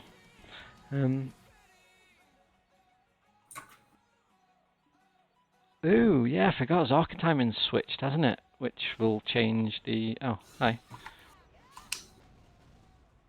Oh, you're server switching. Yeah, whatever.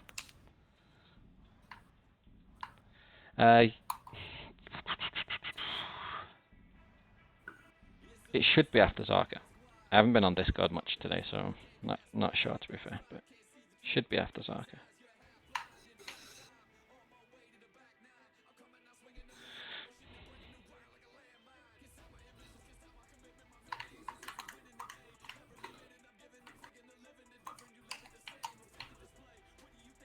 Yeah, you can attack people no matter what when you're at war.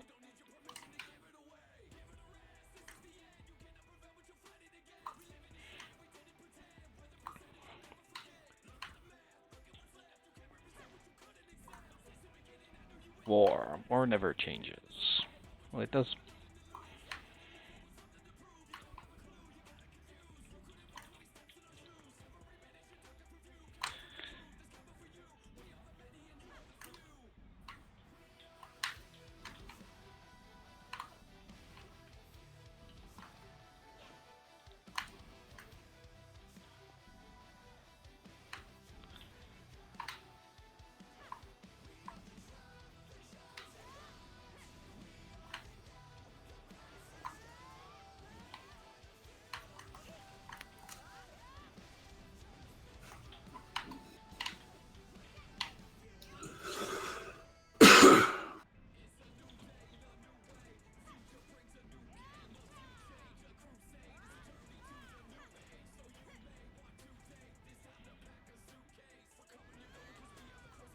my mobs.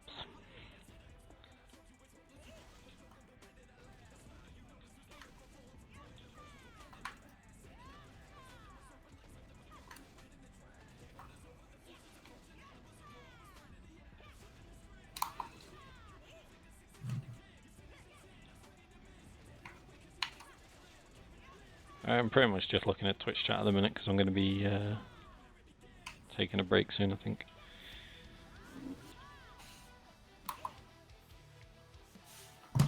I say taking a break, I'm going to be doing guild bosses without Twitch on, so I don't think I'm getting this war declaration. Just want to kill them all.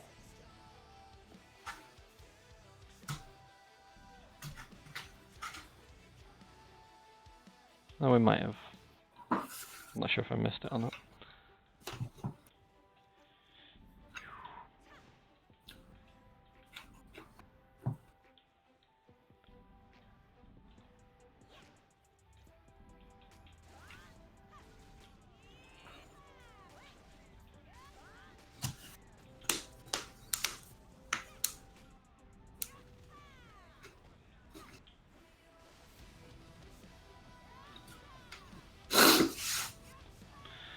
Either we're going to go to war, or I'm going to get to close to 250k karma, and I'm just going to go kill him. Whichever happens first. I'm willing to put money on the karma.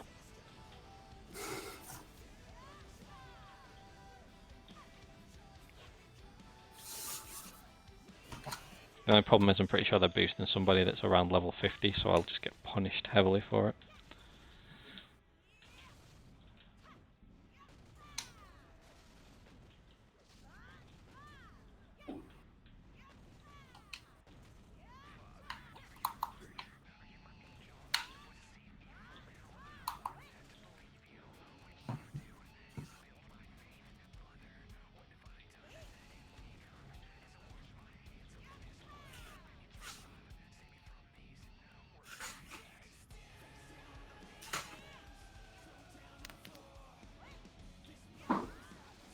Dun, dun, dun, dun, dun.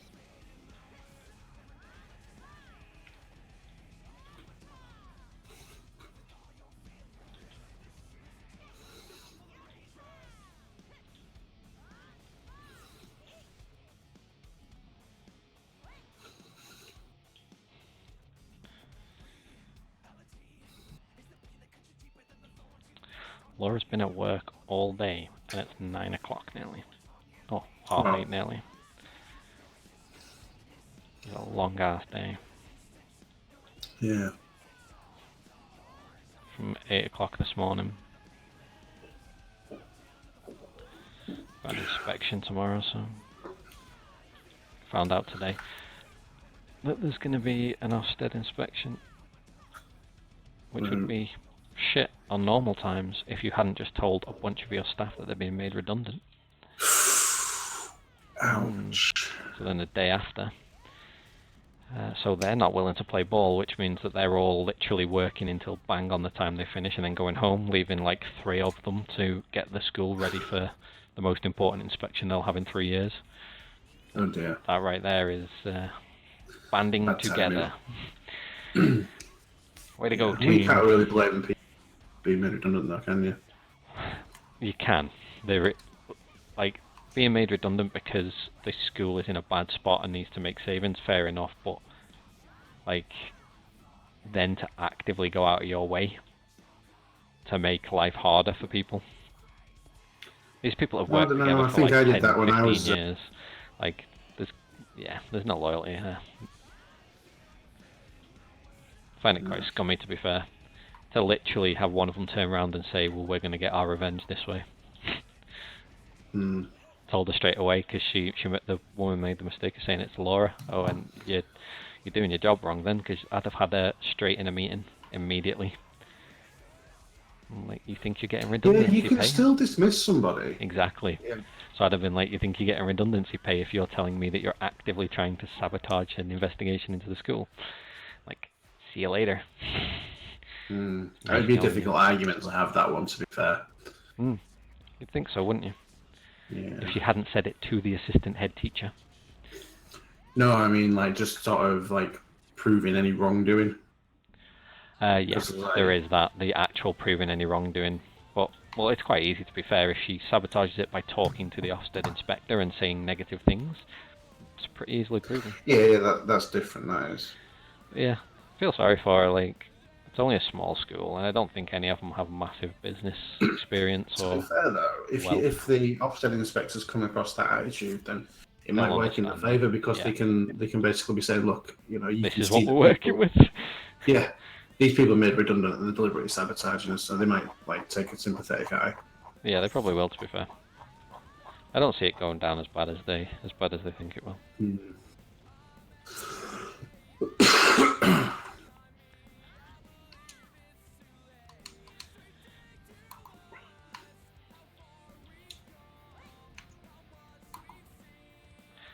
I don't get why people grind such a big rotation. Like, there's no need. I like doing big rotations. It's just like a bit of variety. I know it's nowhere productive, but Yeah, it's I irritating. just find myself doing that. It's irritating. I think the smallest rotation that I do is when I'm at Bloody Monastery, because like you haven't a choice basically. Yeah, pretty much. You just sit in that I courtyard. love that place. It's so good. It is. It's really annoying when they start you start losing the aggro when you get high levels Yeah, because it the makes it harder EXP to still pick them up. because the EXP is still pretty decent. Yep.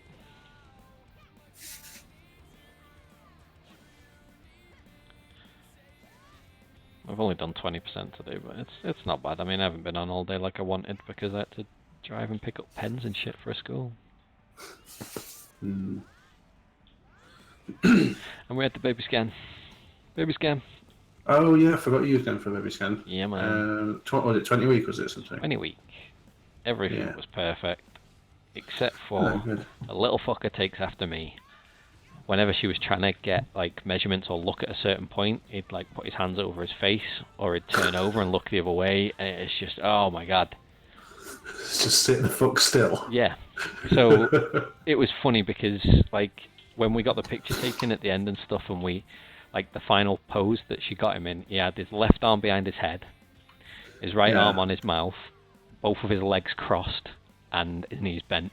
It just looked like he was sat like I do in a recliner. I was like, this is freaking ridiculous. Like, this is bad days. This is bad juju. I can't have a baby like me. Yeah. Not good. The world is not ready for this.